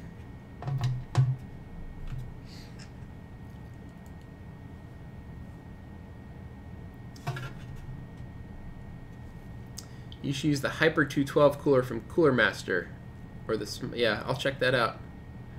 Does Ubiquity's NVR support non-Ubiquity cameras? No, it does not. You're welcome. No problem with writing that advice. You're welcome. Hello, Chris. Hey, Hugo. How's it going, man? Happy Friday. Cheers. Yeah, it is almost beer time, isn't it? Maybe I should go grab a beer. What time is it? 3:55. It's almost 4. Just so you guys know, I'm going to end this live stream no later than 5 p.m. Pacific time. So that's 1 hour and 5 minutes from now. That should be plenty of time to finish this build and get Ubuntu installed and all that sort of stuff. Love the Unify upgrade video. I'm doing my dad's company and it helped a lot. Thanks. Yeah, man, no problem. Absolutely. Anyone else have questions for Brandon before he heads out? Brandon is 2 hours ahead of us, so he's like past dinner time at this point.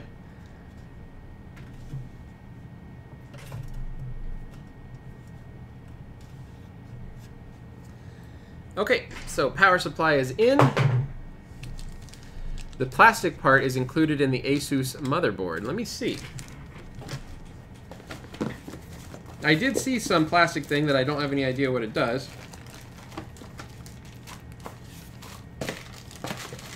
But, yeah, I don't see it, man. There's no plastic part. There's SATA cables, this extra, like, serial connector. There was some sort of bracket for the CPU or something. Nothing else in here. No, there's no plastic piece for... Unless it was somewhere else. I don't think so, though. Yeah, no, there's no other plastic bits that came with it.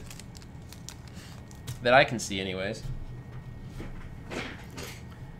This This is nice. The EVGA power supply comes with a bunch of Velcro straps. That's pretty cool. That's a really good idea. I usually do a Corsair power supply, so this is kind of a new one to me. I've only done EVGA, I think, once or twice. I think my own personal computer I have EVGA. All right, so let's figure out which cables do I actually need. I need the CPU. Nope, I don't need that. This is for the main motherboard power. That's VGA. I don't need that one. SATA. I will need one SATA cable. I don't need that one. SATA. Don't need that one. Where's the CPU? Is this the CPU? No, this is another. What's this one? All right, where's the CPU cable? Here it is, CPU cable. Okay, so I should only need these 3 cables, I think. So let's go ahead and pop those in next. Hey, Brandon, have a great Friday, man. Well, I'm sure we'll talk again real soon. This NVR is a Christmas gift for me, right? Well, you can certainly get your own for Christmas.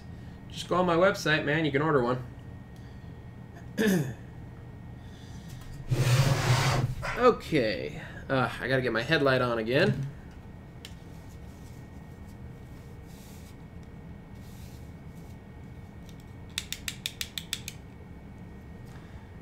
Okay, motherboard.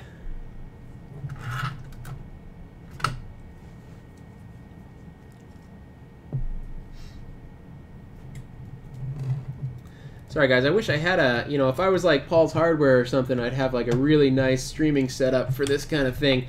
His streaming PC builds are awesome, and mine are not, but I'm doing the best I can with what I've got.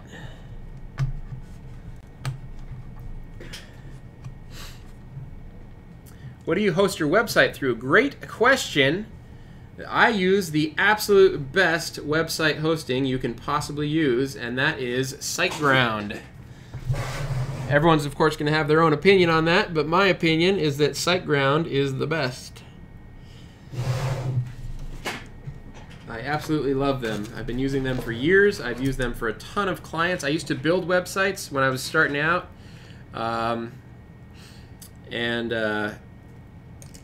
they've always been great. SiteGround, really, really good. I'm going to do another video on them pretty soon. I did a video called like Best Web Hosting 2016 or something, and I recommended SiteGround, and I have not changed my opinion of them since then. They're super awesome.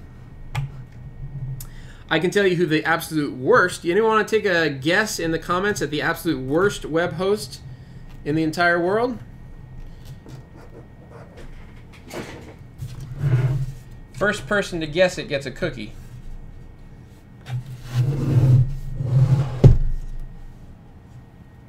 Yeah, I love Paul's Hardware, man. That guy's good. He's really good. I watch all his videos.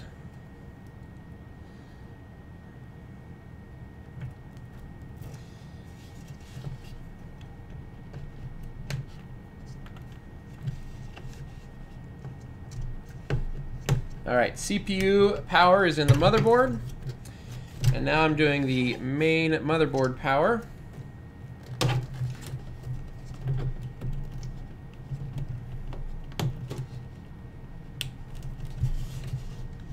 Alright, that's in. Okay, let's go ahead and do our serial ATA cables next.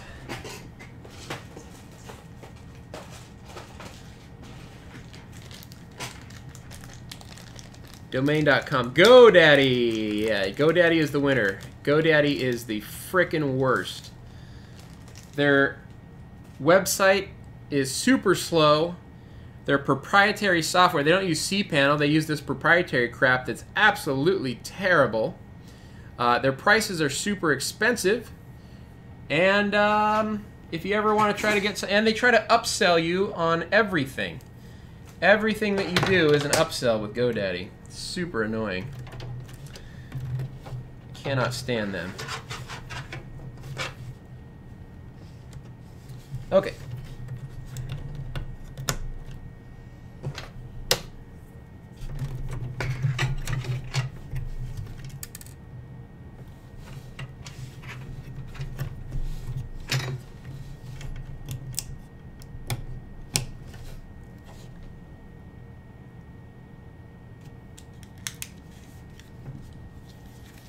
Okay.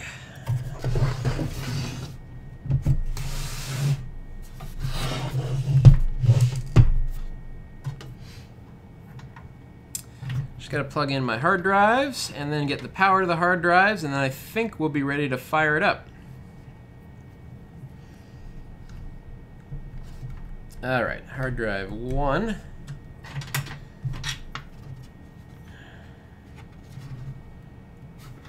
Hard drive 2.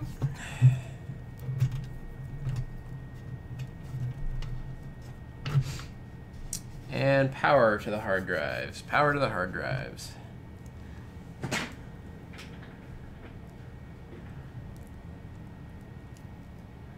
I beg to differ on the hosting. Lots of it, but I own a hosting company. Yeah. Bluehost and HostGator are... Bluehost is supposed to be good. I don't personally like HostGator, but Bluehost is supposed to be pretty decent. I've never used them, but I've heard good things.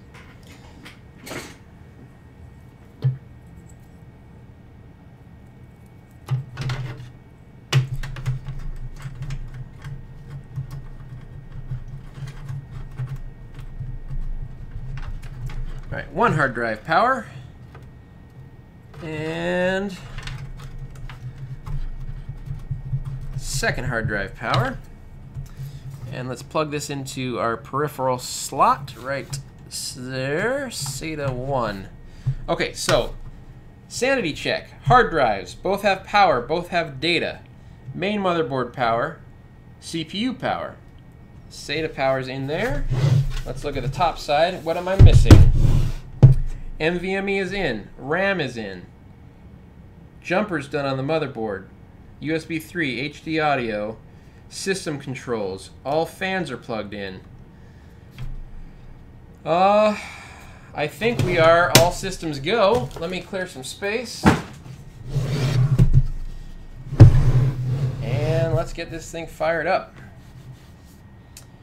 Okay, power. Oh, I should have power hanging down right here. I do. Save that power. All right, turn this off. Plug this in. I don't think my monitor's plugged in at the moment. Let's double check. Oh no, it is. Okay. Okay, so I love this monitor too, by the way. This is an Acer. This is like my test monitor. It's an Acer. I don't know, 24-inch something or other. I can't read the model number. But the reason I love this monitor as a test monitor is because it has DVI, VGA, and HDMI inputs. So it's very versatile. All right, let's do this. How can I get this so you guys can see it? Oh, I'll lift it up. Here, we'll do this. Scooch that. Lift this up on top.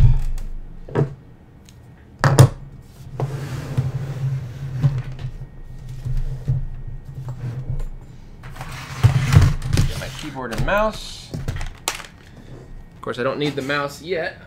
I will when I install Ubuntu.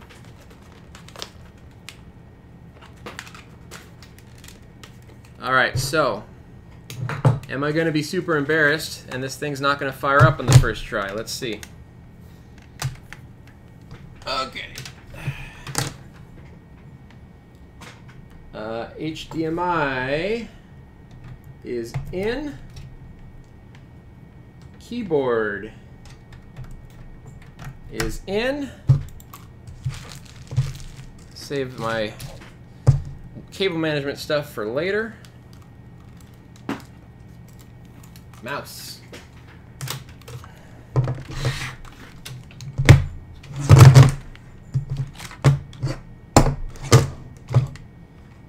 Is almost in. Oh, network. I will need to do network as well. All right. Brandon's still here, crossing his fingers. All right, network cable.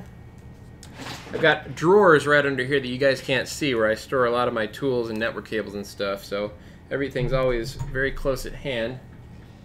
Make sure I get it into the correct network port, which is going to be the bottom one. power. All right, I got power to my mouse. That's a good sign. I got power on the NIC. Let's fire it up. All right, all 3 fans are spinning. And the motherboard fan. When this thing boots up, it boots up, then turns off, then boots up again. So, oh, I need to turn power on the monitor. There we go.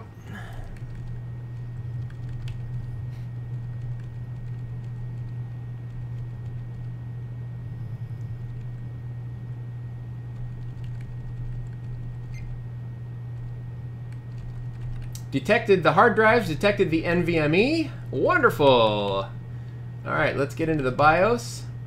Okay. There we go. Memory frequency 2133. Total memory 16 gigs. i5 6400 CPU running at 2.7 gigahertz.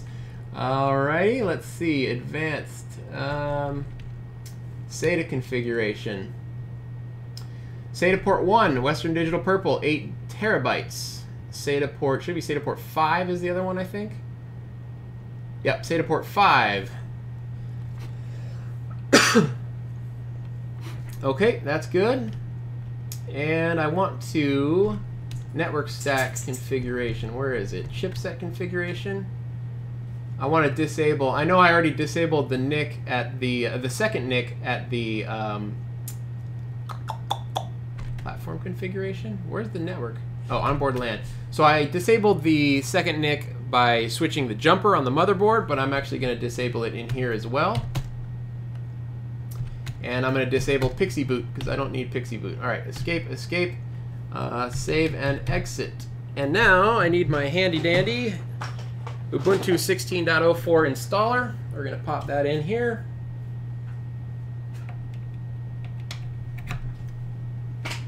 Save and exit. Oh, save, changes, and reset. Yes. It's alive! It's alive!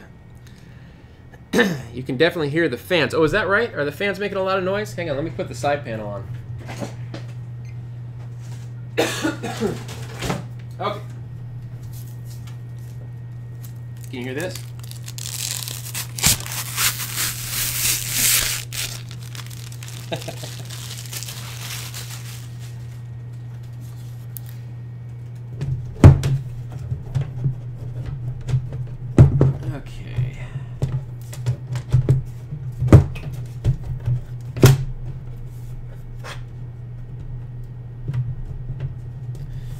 A little bit quieter for you guys.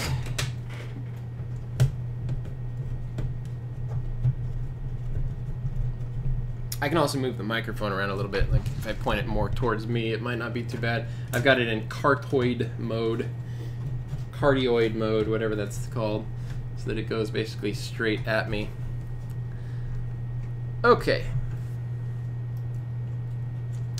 Any thoughts on Western Digital Reds versus Western Digital Purples? Well, Western Digital Reds are for, if I'm not mistaken, those are the NAS drives, whereas Purples are specifically for video surveillance systems. So they've got different use cases. Okay. Oh, my power strip fell down. 1 second.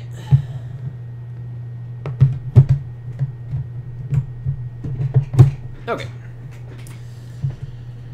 Oh, man.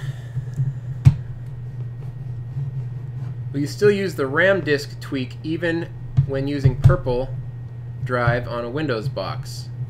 I'm not sure what RAM disk tweak you're referring to.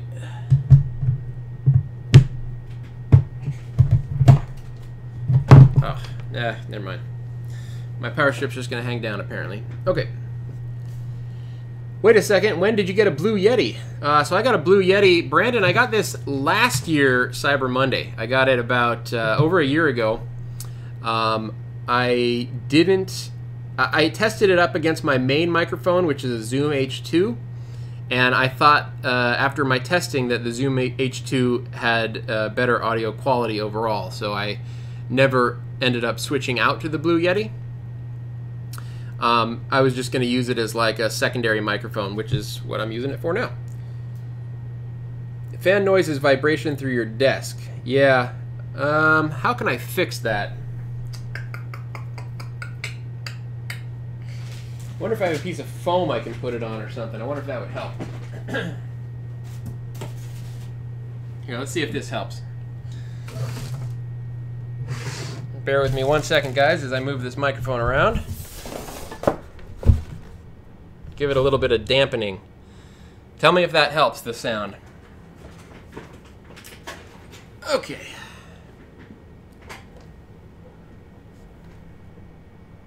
What are the blue things behind you next to the phones? Yeah, those are Vega gateways. Those are Sangoma Vega gateways. I do corporate videos for Sangoma, so that's actually, if you guys, I don't know if you've noticed, but like in the past few weeks I've had a lot of slowdown in videos. I haven't been putting as many out as I typically do. I try to do 2 a week, and I've been getting like 1 or less a week. And it's because I've been under the gun to get a bunch of these Sangoma videos done. I'm doing a whole series on these right here, these Sangoma Vegas. Okay, much better, wonderful. All right, a little bit of dampening. I need to get another swing arm over here or something for a microphone. Note to self. All right, so we're going to go through the Ubuntu setup. You guys can definitely not see this screen, but I'm just going to bust through it. So, language, English, install Ubuntu server. Again, for anyone who didn't catch it earlier, this is Ubuntu 16.04 LTS. Language, English, United States. Detect keyboard layout, no. English, English.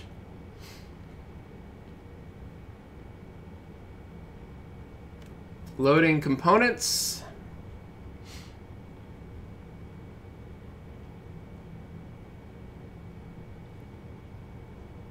Why did you choose that form factor? This case form factor?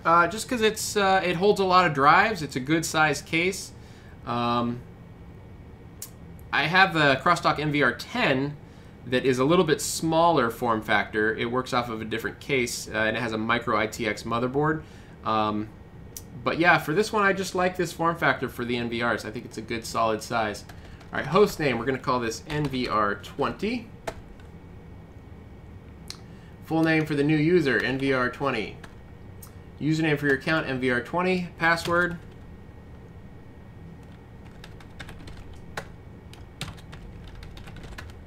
Okay, encrypt your home directory, no. Getting time from network time server. Is the time zone correct? No, it is not. What time zone is this client in? I'm pretty sure they're Eastern. I gotta double check that. Give me 1 second, guys.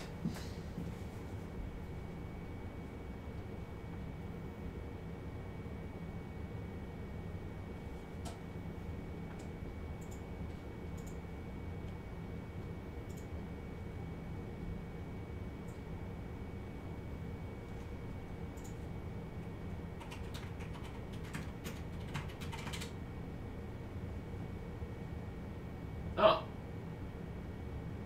No, Ontario, Canada. Yeah, Eastern. So they're in Ontario, Canada, this customer. Let me tell you something. Shipping servers through customs is also always fun. Okay, so why not a server case? You know, I've been thinking of designing a Crosstalk NVR 30 that is a server case build that has, like, you know, maybe 2U with hot swappable drives and that sort of stuff, but I just haven't had much call for it. You know, the thing is, like, you can always say, hey, why didn't you do this, why didn't you do that, but really a lot of the times what it boils down to is what a customer is willing to pay for. You know, you can build the beefiest, best server in the world, but that doesn't mean anyone's going to actually buy it, right? So I like having options, and really it's to me it's based on the number of cameras, and I think for the number of cameras, this is a decent server that provides decent redundancy in terms of like having a RAID 1 hard drive. It's got good components inside of it too. It's not necessarily server class, but you're also not paying for server class. So I don't know, that's my philosophy on it. You know, Brandon, I don't know if he's still on the stream or not, but he just did that install for, I think it was a 40 or 50 camera system, and that one we did spec out with a full server case. They had like, I think it was like 8 hard drives in it, and it was redundant power supplies and hot swappable drives and all that. So we don't not build those kinds of servers. This is just sort of the prepackaged ones that you can buy off my website. and they're more like prosumer grade as opposed to like enterprise grade. Okay, so the time zone is not correct. We're going to select Eastern Time. Oh, my back is hurting me. Oh, it's from all that leaning over building this stupid thing. Will you put the Vega videos up? I'm always up for learning more. I won't necessarily put those Vega videos up. I will probably record separate Vega videos for my own channel. The ones that I do for Sangoma are like partner training videos, so like internal partner training videos that you'd have to actually be a Sangoma partner to watch those ones. Okay, so we're going to set up the entire disk. We're going to install onto our NVMe. Yes, write the changes to the disk. And we want to use maximum space. Yes, write the changes to the disk. And now we're installing the system, copying the data. So when you use a USB 3 thumb drive plugged into a USB 3 port, the Ubuntu installation goes really quick. It's one of the things I like about Ubuntu. What customer management system do you use? I really don't use a customer management system. I mean, for our free PBX customers, we have a CRM system, but I don't actively use it for all of our customers.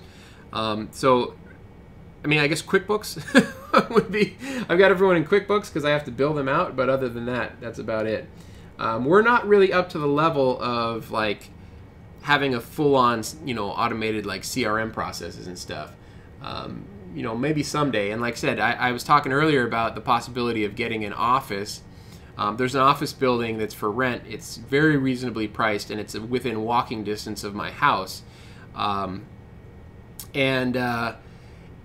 like to get an office because I'd like to eventually get to the point where I can hire potentially like an administrative person that could, you know, manage a CRM and help with the billing and sort of stuff like that. So, all right, so no HTTP proxy. And now it's downloading files from the internet. So if you guys start getting a chunky connection, it's because it's downloading files right now. I do use Freshdesk. So we do have a ticketing system. We do use Freshdesk for ticketing. So I guess if that's what you meant.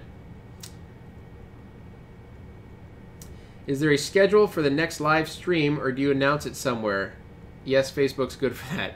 I don't typically announce live streams. I try. So what I've been saying is I try to do a live stream every other Friday. But I don't think I've done one since October. So it's not on a regular basis. I sometimes will tweet earlier in the day, but like today, I wasn't sure if I was going to be able to do this live stream, so I didn't mention it until I just turned it on. Okay, so this is an interesting question that Ubuntu asks, and I always do. You guys can tell me your opinion on this. Install automatic updates, and the three choices are no, install security updates only automatically, or manage the system with Landscape. So I don't know what Landscape is. I'm guessing that's like some sort of automated way to do it. It's probably a package that it installs. But I always say install security updates automatically. And then everything else I just upgrade manually. Under package selection, the only extra package I'm selecting is OpenSSH server. And now we are installing. I've been experimenting with UCRM. I have as well. So I have a full UCRM set up and working, just a demo one, and I will hopefully get around to doing some videos on it at some point. If I swung this camera around, you guys would be shocked at the amount of Ubiquiti equipment that I have sitting in the corner that is not being used. It's pretty astonishing, and it's really just taking up space right now because I don't have time to do videos on it until after this Sangoma stuff is done. Let's see. Don't like sites where you can see prices after trial period. Is this BSD based OS or is it the Linux package? So this is Ubuntu 16.04 LTS.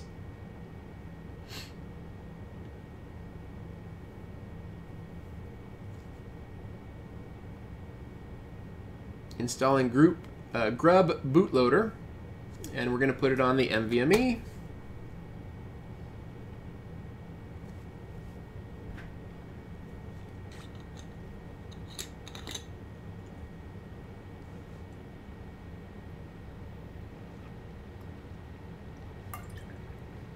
So John says, yes, I'd rather do security updates. Some updates may cause issues. I agree. But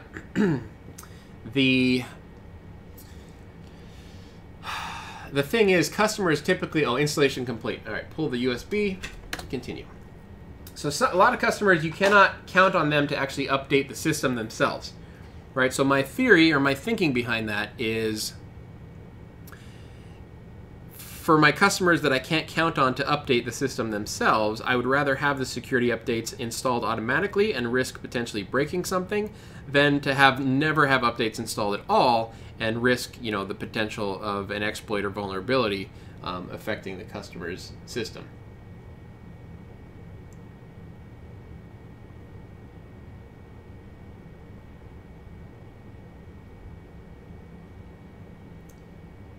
Okay, so we're almost booted into Ubuntu. Done. Okay, so sudo app, oh, I gotta log in. NVR 20. Okay, so sudo apt get update.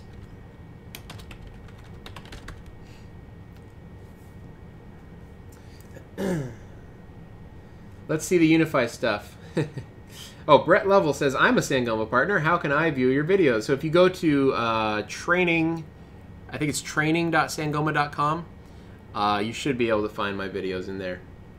I did a full series on PB Exact. I think it was like 21 video series on PB Exact. What's the main computer you use? So my main computer is, it's funny you mentioned that because I need to update it. I've seriously been considering updating it lately. But I'm running a Core i5. It's about 2 or 2.5 years old. I don't know the exact processor version, but it's a Core i5 and 16 gigs of RAM. And it is most definitely time for me to upgrade my computer. I want to get a 6 or 8 core Intel i7 with 32 gigs of RAM, and I want to set up the hard drives such that they are in a good space for editing. Which means an NVMe boot, an SSD scratch drive, and then a lot of regular SATA storage.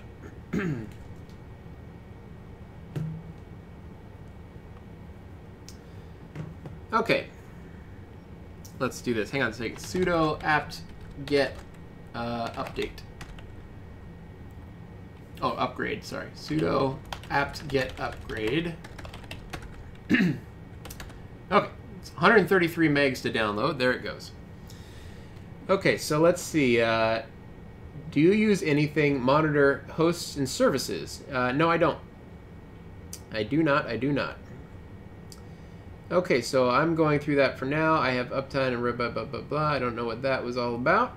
What PBX hosting company do you go with? So I use freepbxhosting.com. They are Sangoma's, quote-unquote, official hosting partner.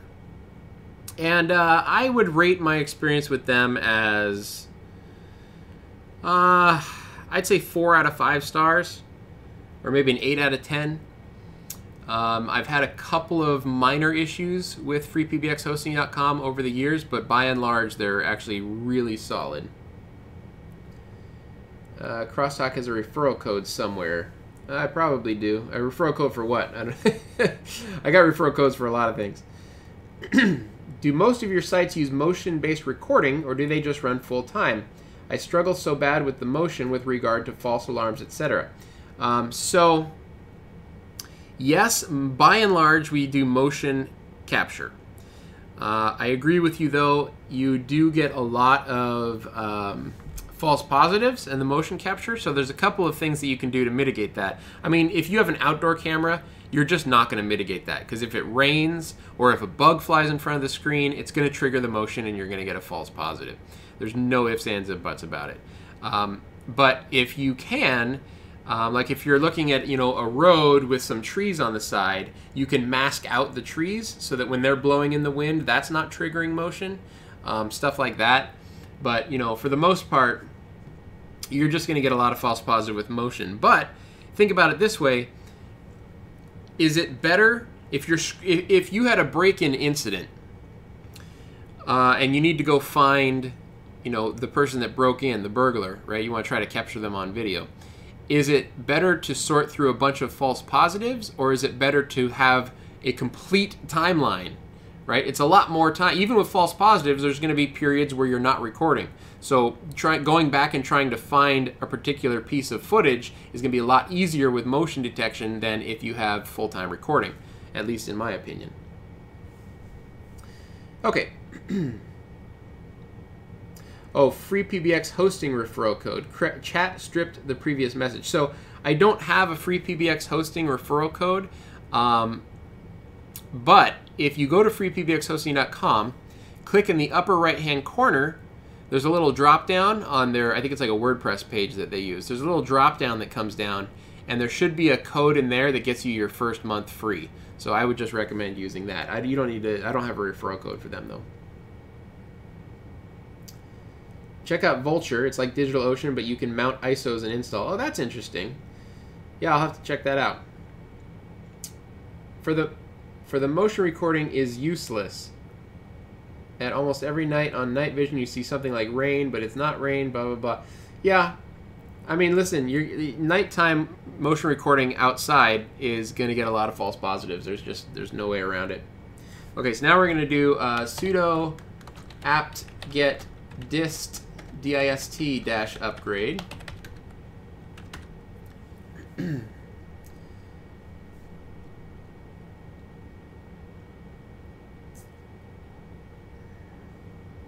Rain and bugs. Do zone it off, but sounds like it's part of the process. I agree, more is better. Yep.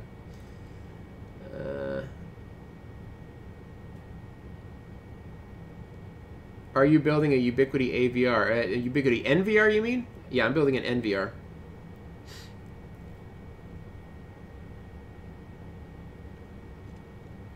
Tried free PBX on Vultr. Drop packets during peak times. Huh.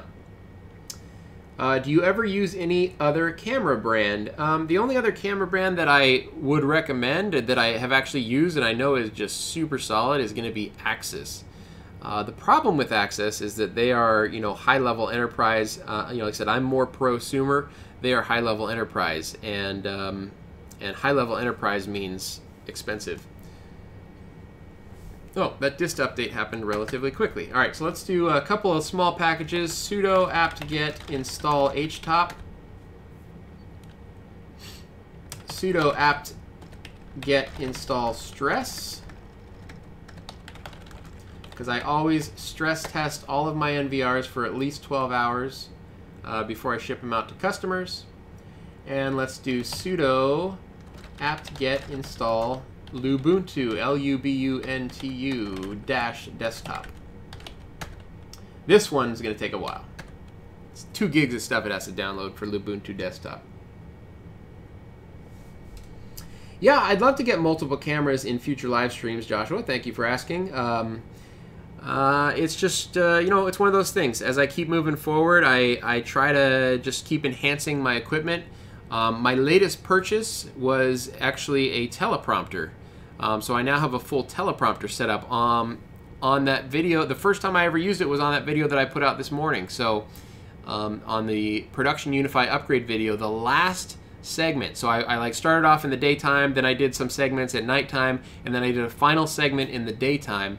That last segment was done off of a teleprompter, and it's really kind of changed the way that I do videos pretty significantly, because it allows me to write everything down. I basically write a script out, or I write my thoughts out in advance, and then I can organize my thoughts. I can word them the way that I really want to word them, and I have a lot less flubs and ums and ahs and things in the middle of my speech, crutch words and stuff that you fall back on when you're trying to think of the next thing to say. You don't have to think of the next thing to say. You're just always reading. And so it's been really, really nice. I kind of wish I bought a teleprompter a long time ago. So Jay says, we used Axis cameras at work. We were not impressed. We ended up going with Bosch, and they are more expensive. So not impressed with the Axis cameras, huh? I've been pretty impressed with everything that I've tried from them so far. Let's see, I have used Hikvision and have been very happy so far. Yeah, I've seen customers that use Hikvision. In fact, we just did an install in San Francisco. They had all Hikvision cameras. I asked them about their camera setup, and they were very happy with it as well. I just haven't used it myself. What software are you using for editing videos? I use Adobe Premiere Pro. The Bosch Starlight series is amazing at night, and for my TV station, that is very helpful. Yeah, I guess it would be nice. Hey, Turkey, where are you going? Come here. Come here. Oh. This is my dog, Turkey. One of my dogs. We have 2 dogs. Hi. Hi. Okay. Yes.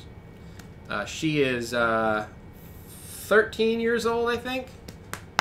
She's an old pupper. Get down.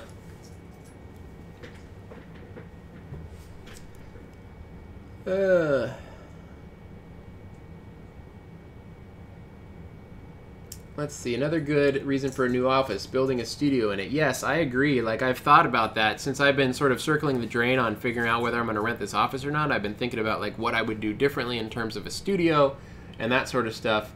Yeah, that would be pretty awesome. Let's see. Hikvision is great. We have Bosch cameras 13 miles away from the station, and we use Ubiquiti to get it back to the station. Yeah, point to point for like one camera is always is pretty awesome.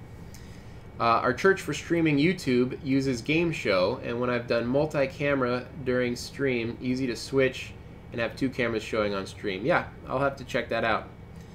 If the problem is just getting 2 cameras captured into, captured into OBS, right? I can switch between different scenes in OBS pretty easily. I'm actually decent at that, but I just don't have multiple cameras that I can capture in. I really want to get a capture card for my Canon that would work. If anyone knows of an actual capture card that would work for my Canon 70D, please let me know, because I've tried the Blackmagic and it doesn't work. But granted, I also have a very old Blackmagic, so maybe like the newer ones work, like the Blackmagic 4K, Intensity Pro 4K might work better, but I don't know.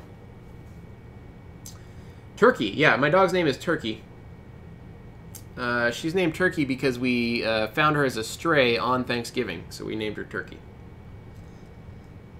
I have a local NVR, and the Unify path is a folder on my OneDrive. Oh, that's interesting. Also use Windows RAM disk for Unify temp path to reduce disk I/O. Interesting. Yet now I have to draw out our church network layout since running speed tests from streaming computers shows 9 up, 9 down while on fiber.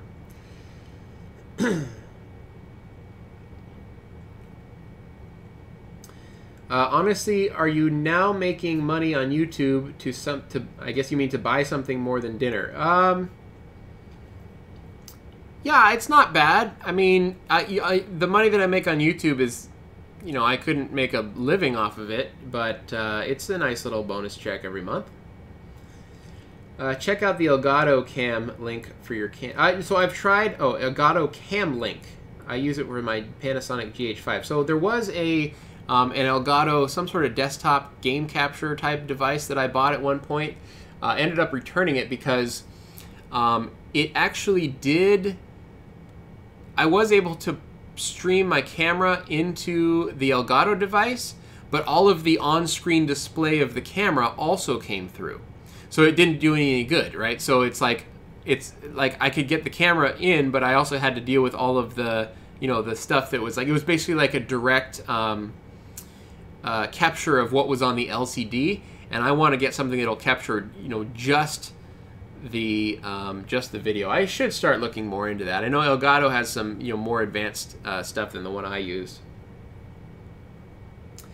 Hello, on a slightly related issue, have you done any videos on a campus-wide deployment with Unify Wi-Fi and WISP backbone? Would you do one in the future? So not necessarily a campus environment, but we did just do a convention center, and I filmed the whole thing. The video is being edited by my editor and hopefully will be released within the next week or 2.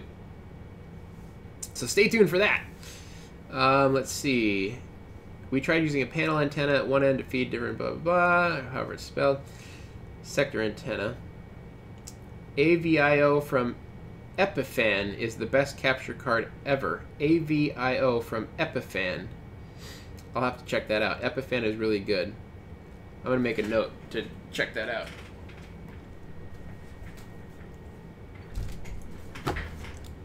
Good old Post-it notes. What's this thing doing? Oh, there we go. Sudo reboot. Okay, so Epiphan. AVIO. Capture. Yeah, I'd love to start doing that. I'd love to start doing multi-camera views for stuff like this.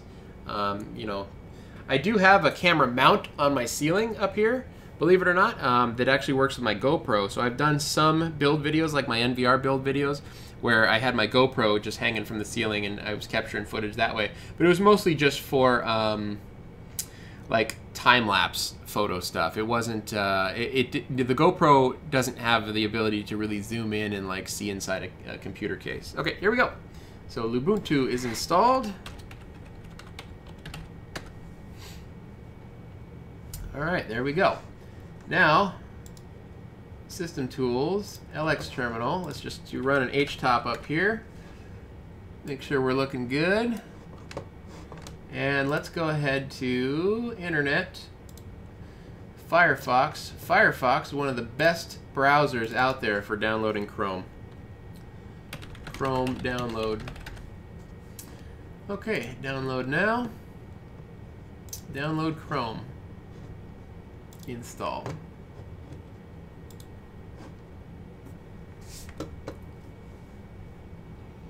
Alright, so I got about 20 more minutes, guys, and then we're going to call it quits.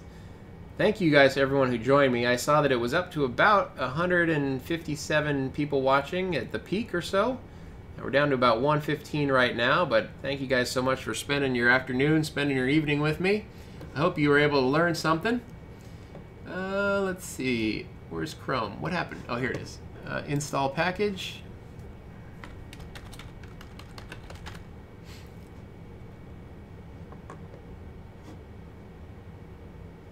All right, Chrome is installing.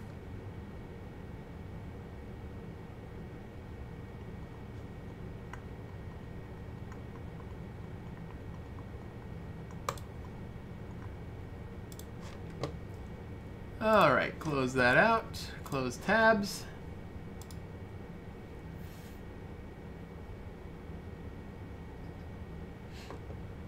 And where's Chrome? Internet. There we go.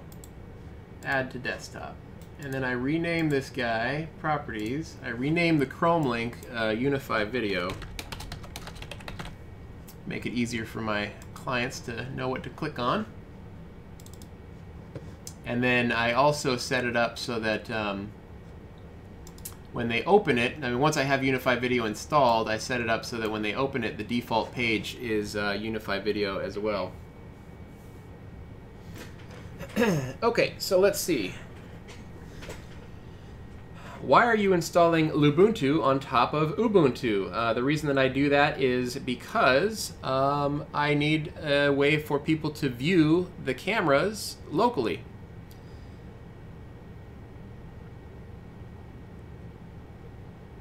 I'm actually building a production kit using a Blackmagic switcher and Thunderbolt mini recorder right now as I watch this. Oh, very cool. Yeah, I don't know too much about the audio and video I/O stuff. I'm not an expert in that. So, you know, it's one of those things, like I wish someone would just tell me what to buy and I'd buy it. Tell me what works. Oh, 1:40 a.m. Wow. Lunchtime in Australia. I love Australia. Looks like the Canon 70D doesn't allow for clean output via HDMI out of the box, so perhaps it's not an Elgato limitation after all. It might not be. Again, though, I did at one point, I have a Blackmagic Intensity Pro. It's an older one. It's probably about 10 years old.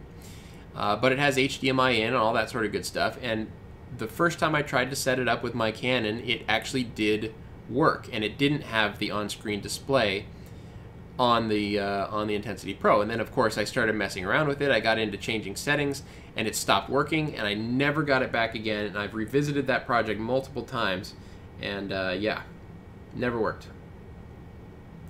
But I might try the you know, the latest Blackmagic 4K. At least I might just buy it, see if it works, and if it doesn't work, I'll return it. You know, Amazon's pretty good about that sort of stuff. Not sure if Blue Iris came up earlier since I tuned in late, but have you ever used Blue Iris, good or bad? I have not used Blue Iris, but I know that a lot of people do use Blue Iris. I think the advantage that you have with Blue Iris is that you can basically put any type of camera onto that platform. I used to be a big fan of Chrome, but over the last year or so, Google has removed features and has hidden features. Well, Chrome is when you're dealing with Ubiquiti stuff, Chrome is the most compatible browser to use. I've had issues where people try to view camera streams on Firefox and it just doesn't work for some reason or another. They switch to Chrome and it works fine.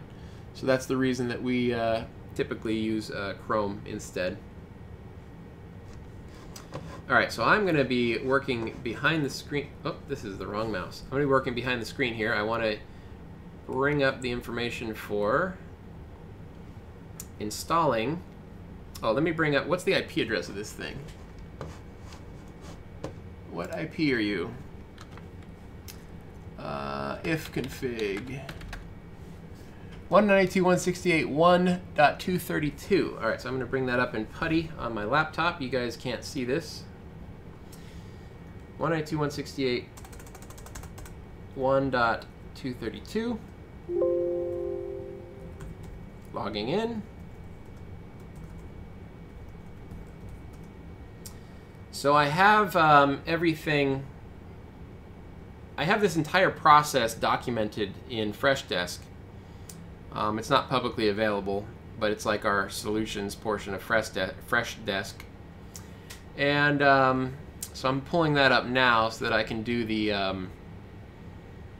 I always need to look up how to do the RAID 1 because I don't remember the commands off the top of my head. So I'm bringing up an article now that will show me how to do that.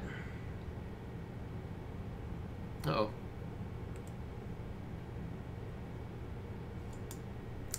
Open link in new tab. This is a DigitalOcean. DigitalOcean has really good documentation. That's another reason that I really like DigitalOcean. RAID drives. Resetting existing RAID drives. No, I want to do creating a RAID 0 array. Nope, nope, nope. Creating a RAID 1 array. Here we go. Okay, so we're going to check the disks first. You guys can't see any of this anyway, so I'll just talk through it. So I'm doing an LSBLK-O name size FS type mount point. And I can see that my two 8 terabyte Western Dig purples are SDA and SDB, which is to be expected. Okay, so we're going to create the array. What is NVR? NVR stands for Network Video Recorder. Okay, so we're going to create the array. I can actually probably, I wonder if I can just hide my, see if I can hide my camera for a second. There we go. Now you guys can see. Okay, so let me bring this back up.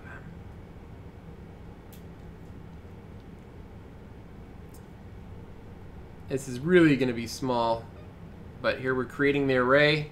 Sudo mdadm create verbose /dev /md0. That's the multi-disk that I'm creating. --level equals 1. That's the RAID level, RAID 1. --RAID -devices equals 2, and the two devices are /dev SDA and /dev SDB.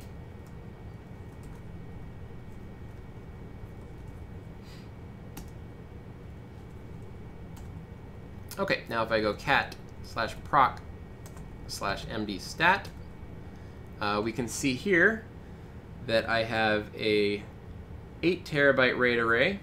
Oh, is that the size? That might not, is that the size? Let's see, does that work out? Yeah, that's the size. And then we can see UU means everything's all good, but it needs to sync. So we're at 0%. So this is gonna, arrow's gonna start moving, and the RAID 1 drives are syncing together. Okay, now we need to create and mount the file system.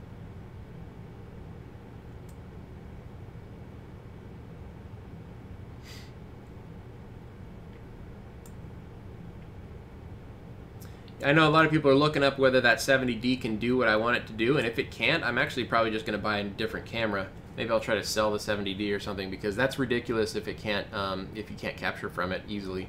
There's a lot of really good cameras out there these days. All right, so we're going to go sudo make filesystem ext4-f/dev md0. That's the multi-disk that I just created.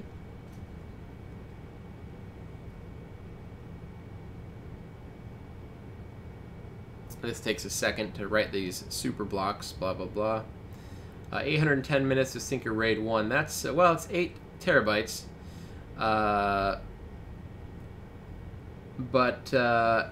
It's actually that you can't really trust the timing. I mean, it never really estimates the time correctly. I just usually start it, and I never see when it finishes. Because with when you're building a RAID 1 volume, unlike a RAID 5 volume, you can continue to work on the hard drives while you're doing it. Okay, so now create a mount point to attach the new file system. Sudo make dir-p, and we're going to put it on /data. Mount the file system by saying sudo mount /dev/md0 to /data.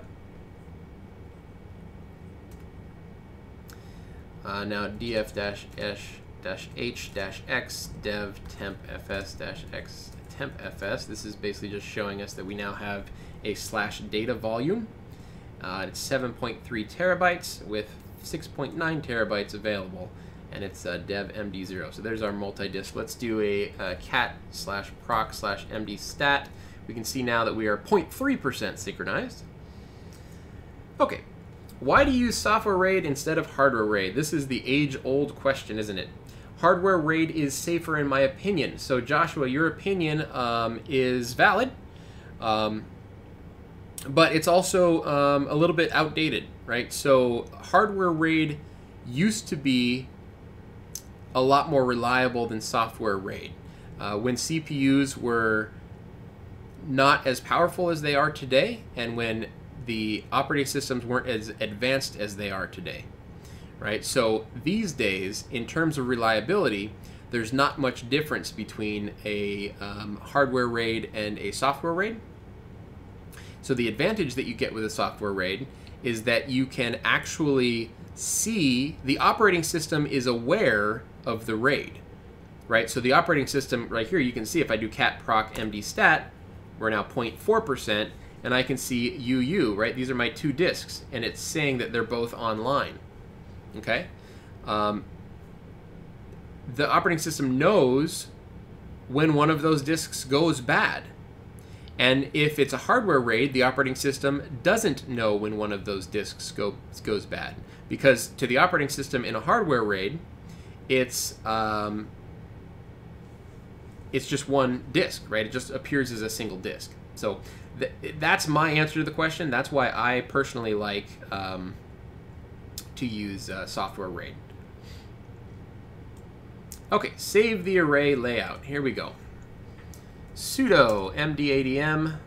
Its multi-disk admin is the mdadm command --detail --scan, and then we're going to pipe that out to and put it in this file sudo t-a/etc mdadm/mdadm.conf. Okay. Now we can say afterwards you can update the init rf or initial RAM file system so that the array will be available during the early boot process. So sudo update -init RAM file system -u.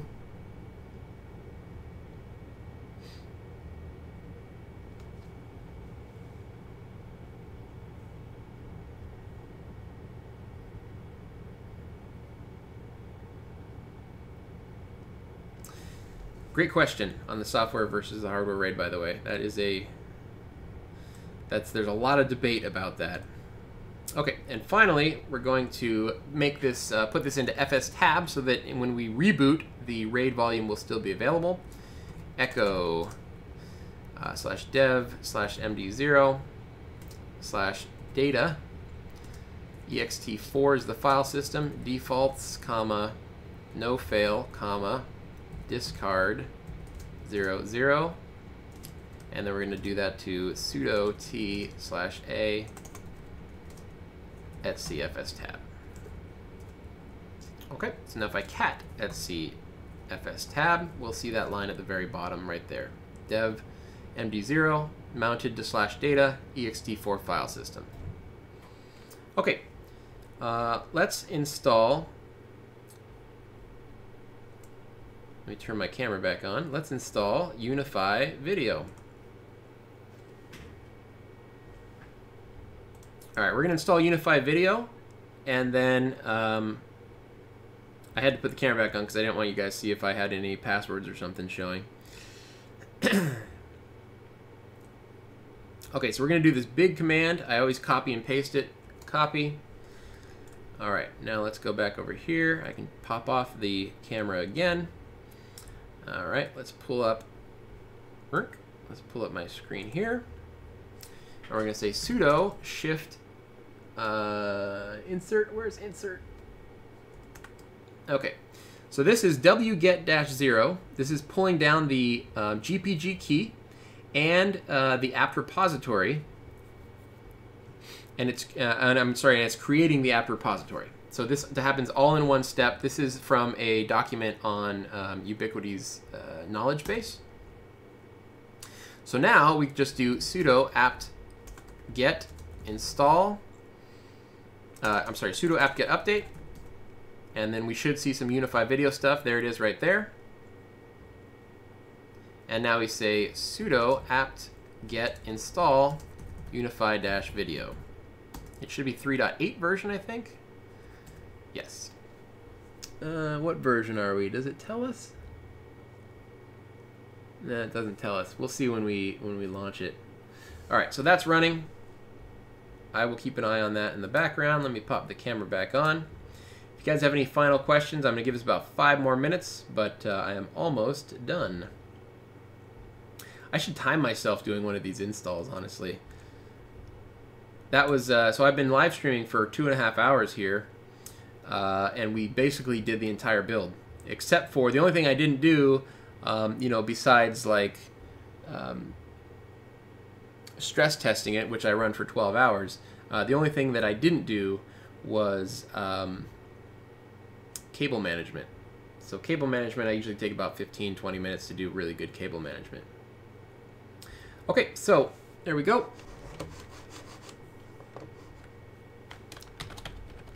It's Unify Video 3.8.5, and if I come up here and I say https://127.0.0.1:7443, we now have Unify Video. I know you can't see that, guys, but trust me, Unify Video's on here. Eastern Time, agree, next. NVR 20, username NVR 20.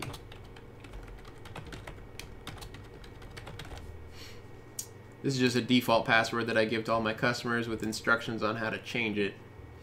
All right, go to cameras. There we go. Unify Video done. All right, so there we have it. That was a full Unify Video build with RAID 1 8TB hard drives on Ubuntu 16.04 LTS. Oh, super chat.